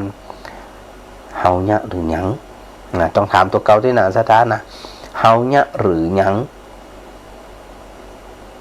เพราะว่าการทำสมาธิสถานก็อย่าไปติดเพียงแค่ว่าต้องนั่งคดสวายเตาอันเนี่ยอันนี้ส่วนมากก็ยังติดกันอยู่ถ้าจะนั่งห้อยแข่งห้อยขาจะนอนจะสมาธิมันทำได้หมดก็เป็นห่วงนะปหลวงไม่หลวงปอุ้ยไม่อุ้ยทั้งหลายเนี่ยอายุเป็นนักเนาะไม่ต้องไปทรมานตัวเองทั้งสถานนะนั่งห้อยขาได้กับนั่งห้อยขามีเก้าอี้ได้กับนั่ง มีคมกับนั่งคมอิงเมื่อเสากับเมื่อไปเลยสนใจนอนก็ได้นะเหมือนกับอย่างอันเนี่ยก็ที่สิ่งที่เป็นต้องการก็คืออย่างหนึ่งอันนี้ซ้ำสมาธิกันนะจิตสงบสถานพอเนี่ยจิตสงบเนี่ยมันมีความสุข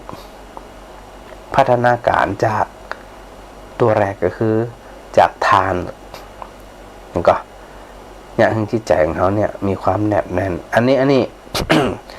เขาอาจจะอู้ในเรื่องศีลทำตัวก็ได้ศีลสมาธิปัญญานี่นะ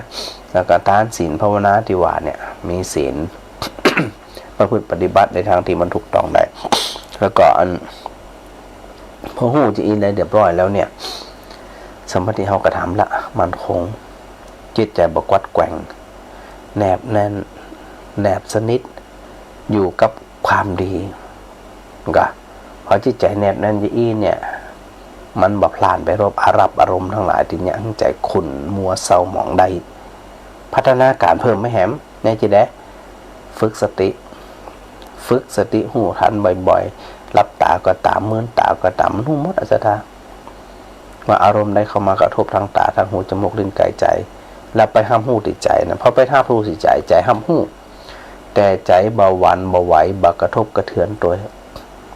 บาเศร้าหมองตัวน่าจะได้นี่แหละ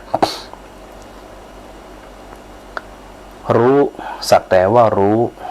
กระทบสักแต่ว่ากระทบนะสถานกระทบเนี่ยมันก็ต่ออานะมันก็ต่ออานะคนเนี่ยอันทะเลาะกันหิมลมหิมตายด่ากันหิมลมหิมตายสุดท้ายคว้าน้ำเหลวทั้งกูได้ยังสักอันได้สักอย่างสถานแต่นั่นตัวมิจฉาทิฏฐิอย่าได้พึงเกิดขึ้นในกมลสันดานของตัวเขามาจะอันเขาจะเห็นผิดไปตลอดมันก็เราฝึกเองนะสันดานนะครับฝึกคนเดียวเราฝึกโดยตัวของเขาเองได้ทำตัวหนึ่งตีเป็นอนุสัยนอนเนื่องอยู่ในสันดานก็คืออย่างวิจิกิจฉาก็คือความลังเลสงสัยไอตัวความลังเลสงสัยเนี่ยมันกระจัดหยาบเหมือนกันเพราะว่าอันเฮาเนี่ยบาดใดไปประสบพบเห็นพบเจอในตัวของเฮาเองนั่นแสดงว่ามีความวิจิกิจฉามีความสงสัยลังเลสงสัยเมื่อใดแล้วตัวศรัทธาความอกมันใจนั่นบักเกิดศรัทธาเมื่อมีความศรัทธามีความมั่นใจแล้วมันจะนำมาสู่การปฏิบัติจะใดเพราะมันมีวิจิกิจฉาทำไปแล้วมันจะได้บุญว่ะนรกมีสวรรค์มีจัดแล้วมีจัดน้ำมีนะสงสัยมันมีอะไรอย่างไรเนี่ยพอสงสัยแล้วก็สงสัยแม้กระทั่งตัวพุทธเจ้าสงสัยแม้กระทั่งอันพระธรรมของพุทธเจ้าตัวเองสงสัยขนาดนั้นเลยนะสถานนะสงสัยขนาดนักเลยแล้วมันจะมุ่งไปสู่การกระทำและจะได้ที่พระอาจารย์อุตกิวความลังเลสงสัยเกิดขึ้นมาได้ตัวศรัทธาเป็นตัวแรกที่มีกำลังเนี่ยตัวทั้งว่าศรัทธาภละนี่นะจะเกิดขึ้นมาได้เลยถ้าหากว่าเขามีความสงสัยพระพุทธเจ้ามีแต่ว่าเล่ากันมาได้ก้าพระธรรมของพระพุทธเจ้ามันจะมีแต่ว่ามันน่ามีพอคิดจีอีหันจีอีหูจีอีมันก็บ่สามารถที่จะเนี่ยเฮานั่นเดินไปเข้าสู่ฝั่งฝันข ของความป้นทุกข์ได้เลยสถานอย่าได้พึงเกิดมีในกมลสันดานซึ่งถือว่าเป็นอนุสัยของแต่ละคนตัวที่ห้ามานะคือความถือตัวความถือตัวก็โอ้โหนะสถานนะ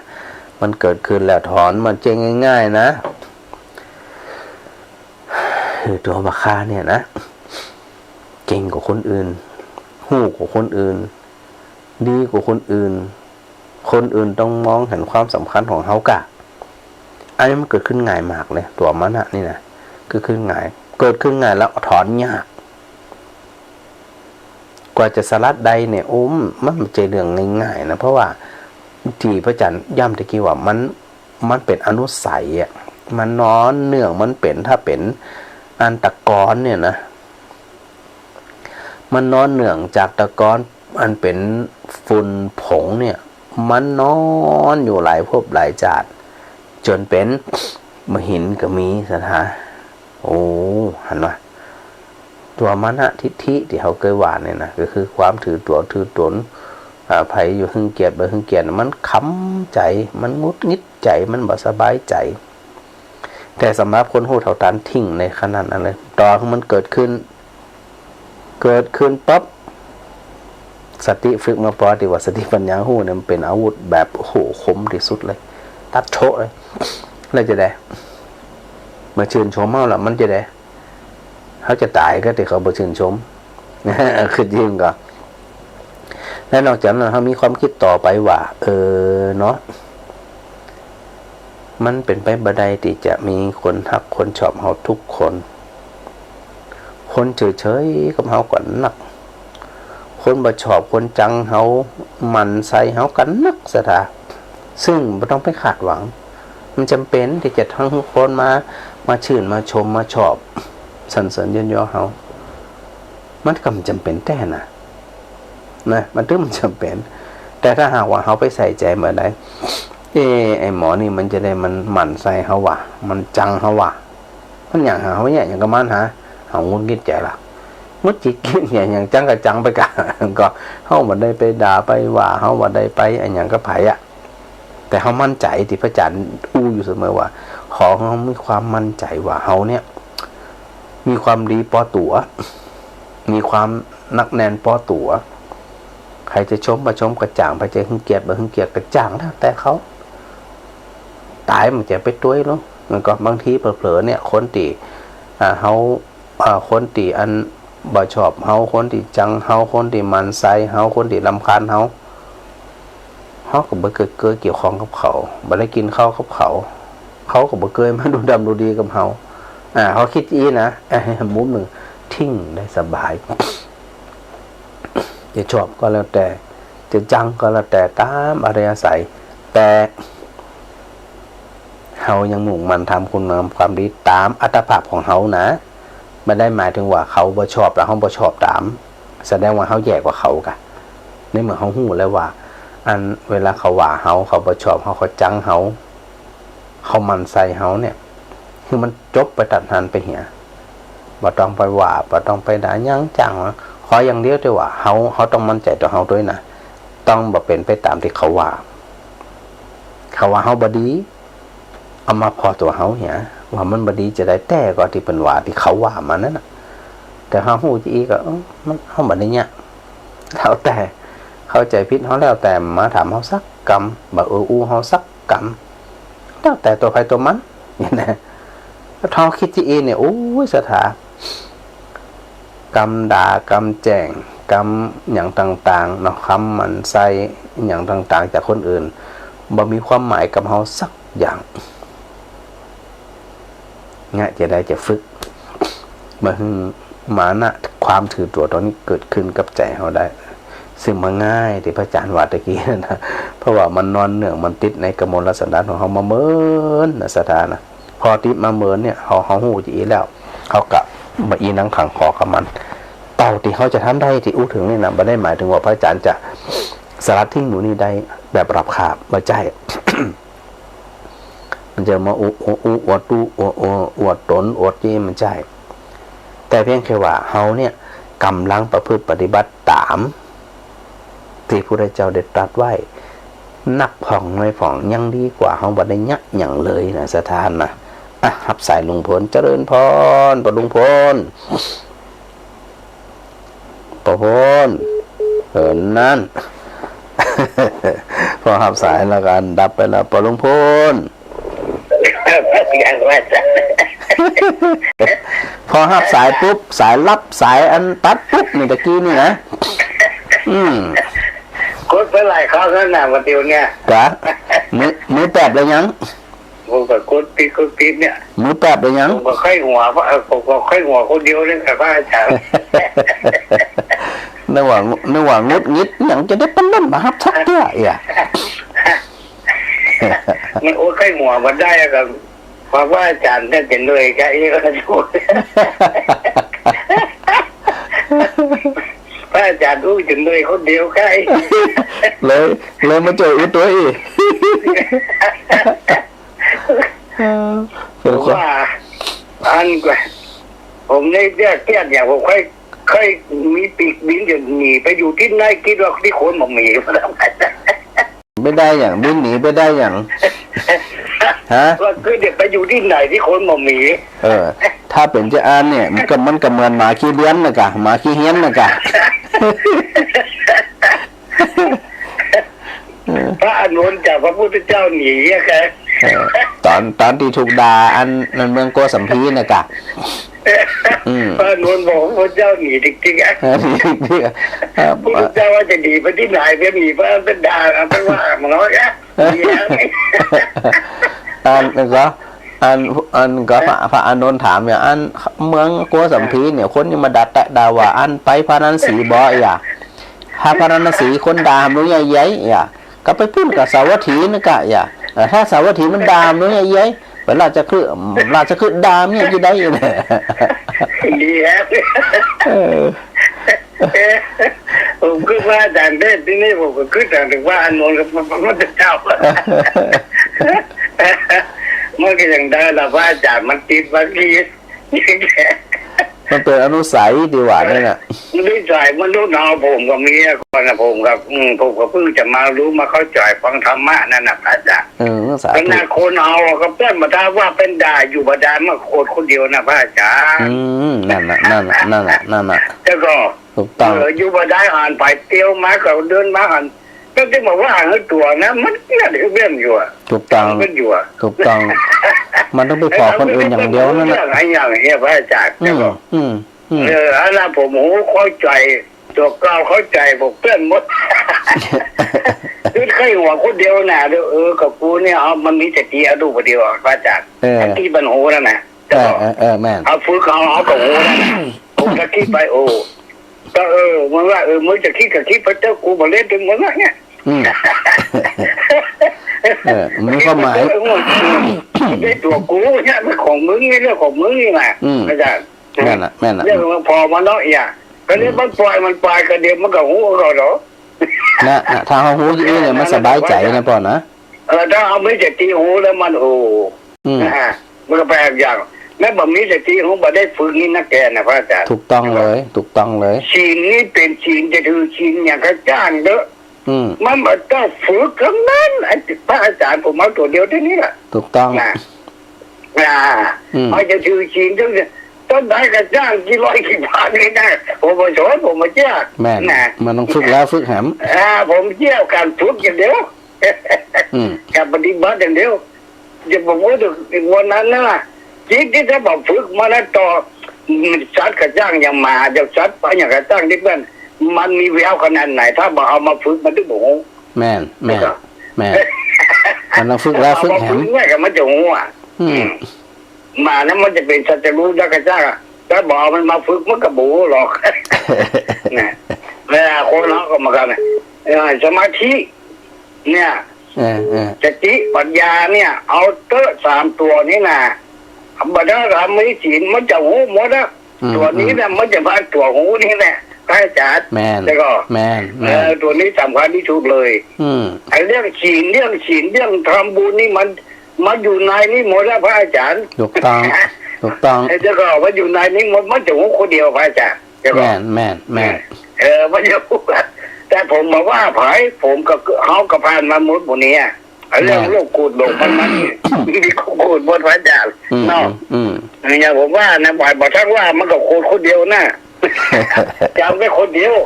ภาษาอย่างจิตเนี่ยแล้วตุ๊กคนเดียวด้วยนะตุ๊กคนเดียวด้วยนะโอ้ภายที่บอกโอ้มันตรวจเต้นได้บอกว่าเอาตรวจมันชอบอาบจิตปุ๊บจิตตัวนี้นะถูกต้องนี่นะว่าอาจารย์สาธุป่อสาธุครับผมสาธุเนี่ยอันเตือนใจ เตือนใจตีอันศรัทธาญาติโยมที่พระอาจารย์ได้อู้ว่าในบางทีเนี่ยศรัทธาได้ฟังนามฟังธรรมแล้วและหลายคนนะอันนี้เขาบ่ได้ยกย่อปอปันศรัทธาญาติโยมมาเนาะจากที่อันฟังกับศรัทธาญาติโยมหลายคนฟังแล้วเนี่ยเปิ้นมีความสุขใจเลยอ่ะบ่ต้องรอนะบ่ต้องรอว่าจัดหน้าก่อนก็สุขใจเนี่ยมารอศรัทธาหลายคนมารอเลยนะฮะอันนี้ก็โยมจิราพรพร้อมถากะโยมจิราพร นมัสการทักทายพระอาจารย์มาบัดเดี๋ยวเนี่ยนะอยู่ทางใดหมุนเนอะเปิดทักทายมาทาง Messenger ในส่วนของอันFacebook นะได้ทักทายพระอาจารย์มาโยมจิราพรแนะนำตัวด้วยเนอะว่าอยู่อันบ้านไหนอย่างจะใดก็ว่าอันแนะนำตัวมาแล้วอาศัยอยู่ที่เทศบาลนครลำปาง อยู่ทางใดก็บอกมาด้วยแล้วกัน เพิ่นอยู่ทางใดเนาะอันนี้ก็ฟังอันรายการของพระอาจารย์มาอันแทบจะถึงวันเหมือนกันนะโยมจิรพรนี่นะดังนั้นที่พระอาจารย์ในอุตกีวาอันศรัทธาญาติโยมที่ฟังรายการของพระอาจารย์เนี่ยลดนะความโกรธลงลดความงุดงิดลดความเศร้าใจลงลดความวิตกกังวลลงแล้วก็ปรับใจให้มีจิตใจแจ่มใสเบิกบานจิตเป็นอิสระบ่ถูกครอบงำด้วยอารมณ์ต่างๆทั้งหลายที่มันมาครอบเราเนี่ยสลัดตัวครอบทั้งสิ้นพอเฮาสลัดได้เฮาจะฮู้ว่ามันโลกมันสดใสเฮาสลัดได้เฮาจะฮู้ว่าเมื่อใดก็ตามที่เฮาฝึกจิตของเฮาเป็นอิสระนั่นเฮาจะมีความสุขอย่างยิ่งยวดเน้นย้ำอยู่เสมอว่าบ่จำเป็นจะต้องไปรอจัดนะขอเอาจัดนี้ก่อนถ้าหากว่าจัดนี้เฮาได้ฝึกได้สะสมมาจีแล้วเนี่ยจัดต่อไปก็บ่ต้องไปกังวลว่าเฮาจะเป็นจะใดนะสถานะดังนั้นเมื่อเฮามีความตั้งอกตั้งใจเนาะในการที่จะอันประพฤติปฏิบัติธรรมจีนะก็ขอทำต่อนะทำต่อตั้งใจต่อว่าเฮาจะเนี่ยจะได้ถึงจะมีความสุขความสำราญความสบายใจได้เนาะนอกจากนั้นยังมีแหมนะสถานนะในช่วงที่พระอาจารย์อู้เนี่ยแหมสัก10 นาทีจะหมดเวลาเนี่ยท่านใดที่จะโทรมาก็ตามอัธยาศัยเลยนะโทรมาทักทายพระอาจารย์ได้เลยเนาะว่าอันสถานอยากจะอู้จะถามจะอย่างจะได้ก็โทรมาเลยนะสถานนะว่าต้องรอพระอาจารย์เพราะเปิดโอกาสเรียบร้อยแล้ว ตะกี้แม่นวลโทรมาแป๊บๆพระอาจารย์บัดนี้ครับสกรรมบานวิชัยเนี่ยนะโทรมาใหม่นะแม่เนาะแฮมตัวหนึ่งเป็นอนุสัยติดเข้ามาหลายภพหลายชาติมันติดนึกเลยนะก็คือภาวะราคะความกำนัดความอยากมีอยากเป็นอยากอยู่อย่างยืนยาวอยู่อย่าแบบถาวรนะโอ้อันนี้ก็เป็นอนุสัยเลยเฮาก็มักจะเอาจิตของเฮาไปจับคนนั่นกาคนนี่กาเหตุการณ์นั่นเหตุการณ์นี่ของนั่นของนี่กาต้องอยู่กับเฮาต้องชื่นชมเฮาต้องอันปรารถนาดีต่อเฮานะเขาจะเป็นใหญ่เป็นโตเป็นนั่นเป็นนี่ใครจะมาใหญ่กว่าข้าบ่ได้นะไปยึดไปจับพอไปยึดไปจับแล้วแน่นอนที่สุดสระตราบใดก็ตามถ้ามันมีภพที่พระอาจารย์ได้อู้ของสระอยู่เสมอว่าคันว่าภพมาจากคำว่าภาวะคำว่าจากคำว่าภาวะเกิดมาจากคำว่าพอสำเภาสระอูภูแปลว่ามีแปลว่าเป็นถ้าหากว่ามันยังมียังเป็นอยู่เนี่ยมันจะปลอดทุกข์ได้จะได้สถานเพราะความมีความเป็นนั้นมันเกิดขึ้นมาเพื่อที่จะรองรับ โลกธรรมทั้งหลายเขาจะเลือกสุขอย่างเดียวมันเป็นไปไม่ได้แต่ว่าในอนุสัยที่มันติดมาเนี่ยเขามักจะไปจับนึกอยู่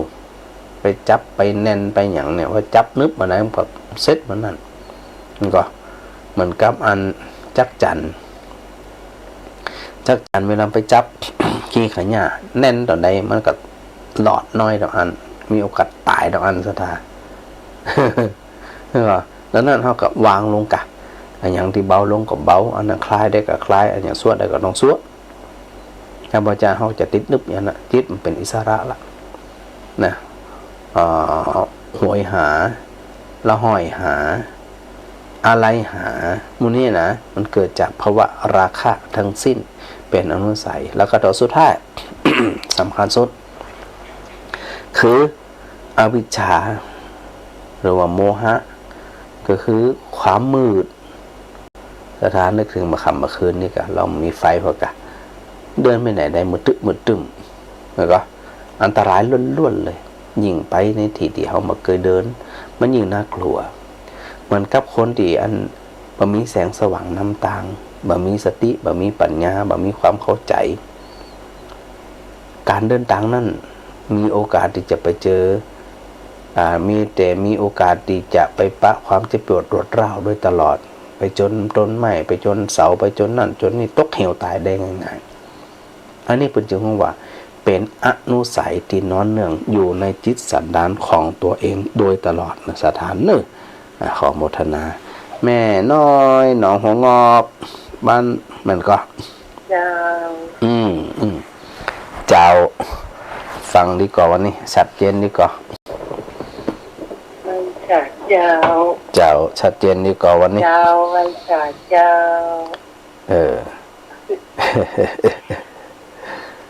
พอไปกรุงเทพมาเหมือนเลยน้องแล้วก็มาจ้าอ้อยไปตะคืนนี่กะไปตะคืนปิกตะคืนแล้วเจ้านั่งรถกับมออนเทียตะคืนก็อ่อนไปแต่วันนี้ก็โอเควันนี้ปกติละเจ้าวันนี้นะวันนี้ปกติละอ้อยน่าสงสารแต่ว่าโอ้ยได้รับไปนอนได้เดี๋ยวก็รับอาจารย์เดี๋ยวก็รับสบายละมันถูกไปสอนทันแล้วมันถูกไปทำงานเจ้าเพราะมีสอนวันมันถูกไปทำงานวันถูกไปอบรมอันคุมประพฤติโมตีเปิ่นอันร้านนอนน้อยเดียวกับพระอาจารย์น้อยเจ้าน้อยคุมประพฤติตีเปิ่นอันต้องคดีต้องหยังนี่นะก็พระอาจารย์ก็ไปอบรมเปิ่นถูกนี่นะเป็นห่วงไว้กันนะก็ทำเต็มที่แม่เจ้าสาธุแม่น้อยสาธุเจ้าสาธุเจ้านั่นแหละก็อันที่พระอาจารย์วานนะกะอันศรัทธาได้ฟังเนาะได้ฟังได้ข้อคิดได้คติธรรมที่น้อมนำมาประพฤติปฏิบัติแล้วก็ก่อให้เกิดความสุขก่อให้เกิดความเจริญนะแล้วก็อันฟังแล้วอย่างพระอาจารย์ได้บ่อยๆมันเนี่ยนะว่าพอศรัทธาฟังเสร็จเรียบร้อยแล้วเนี่ย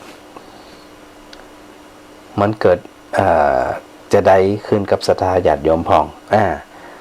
แล้วก็สังเกตจากอันพอออกไม่ออกศรัทธาญาติโยมทั้งหลายเนี่ยเพิ่นก็ได้มาเล่าเนาะ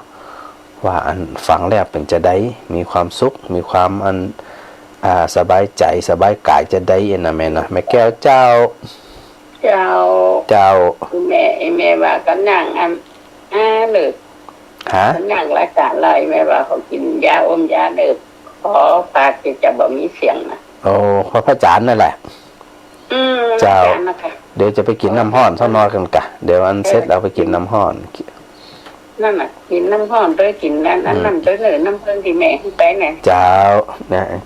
จะกินน้ำเพิ่งน้ำหยังก็น้ำปนาวของมีเดี๋ยวจะไปอันก็เชิญกินเนี่ยเจ้าน่ะมาพังนี่พังเขาขอจะแหบน่ะขอจะแหบอีกรักษาตัวของเลยเจ้าโควิดไม่ได้กินง่ายๆโควิดมันกลัวบาปมันกินดูเจ้ากินโควิดบะหมี่แล้วโควิดบะหมี่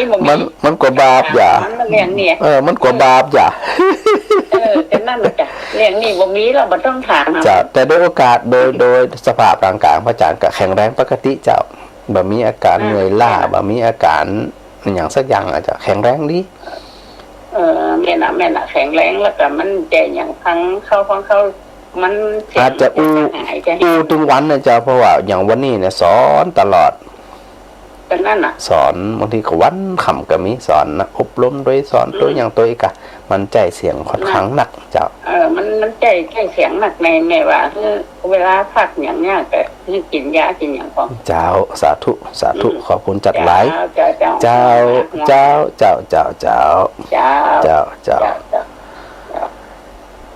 พระอาจารย์แข็งแรงดีอันบอกไม่ออกสบายใจได้อาการเนี่ยก็เมื่อยอาการอ่อนล้าเมื่อยล้าบ่มีสุขภาพร่างกายโดยทั่วไปก็บ่มีอย่างบ่ไข้บ่หยังนะแต่บางทีอย่างอากาศมันเย็นผ่องหยังผ่องเนี่ยอาจจะแพ้อากาศมันมีผ่องแต่เสียงอย่างที่ว่าพระอาจารย์ว่านั่นน่ะบางทีมันใจหนักสถานะใจหนักสอนต้อยเตะต้อยแล้วก็ประชุมต้อยนะสปันสถานะบางทีก็ใจหนักน้อยหนึ่งนะพอใจหนักน้อยมันก็เลยเหมือนว่าอันเฮาได้ใจเสียงหนักนะแต่ก็บ่ต้องห่วงกับพระอาจารย์เลยเพราะว่าโดยทั่วไปสุขภาพพระอาจารย์แข็งแรงดีมีกำลังกายมีกำลังใจบ่ห่วงนะสถานะโดยเฉพาะในเรื่องของสภาพจิตใจพระอาจารย์ก็บ่ค่อยมีปัญหาละพระอาจารย์บ่มีปัญหาค่อนข้างที่จะอันอย่างก็ค่อนข้างที่จะทิ้งอารมณ์ได้ง่ายพอสมควรนะพอทิ้งอารมณ์ได้ง่ายเขาจึงได้เปรียบกับคนอื่นนึงก็เขาบอกอย่างก็ไผชอบบ่ชอบมันก็เป็นปกติอย่างที่พระอาจารย์ว่าตะกี้นะถ้าเขาเข้าใจเหี่ยว่ามันจำเป็นจะทุกคนนะมาฮักมาชอบมาชื่นชมเขาจำเป็นเลยต่างคนต่างอยู่กันดีละนี่ก็พระอาจารย์นั้นเวลาอูเรนครับอันหลายคนว่ามันเป็นอย่างนั้นของจะไม่ย่ำหัวไม่ตีนคาดเตอะแค่นั้นแหละเขากำเดินเล่นนอนใจแต่ทั้งหมดก็ขอโมทนาขอบคุณเนาะศรัทธาทุกท่านที่ได้เป็นห่วงเป็นใยก็เหมือนกันนะฮะศรัทธาก็รักษาสุขภาพแข็งแรงสมบูรณ์พระอาจารย์กับปกติเอี้ยนะสบายใจได้เนาะดังนั้นใน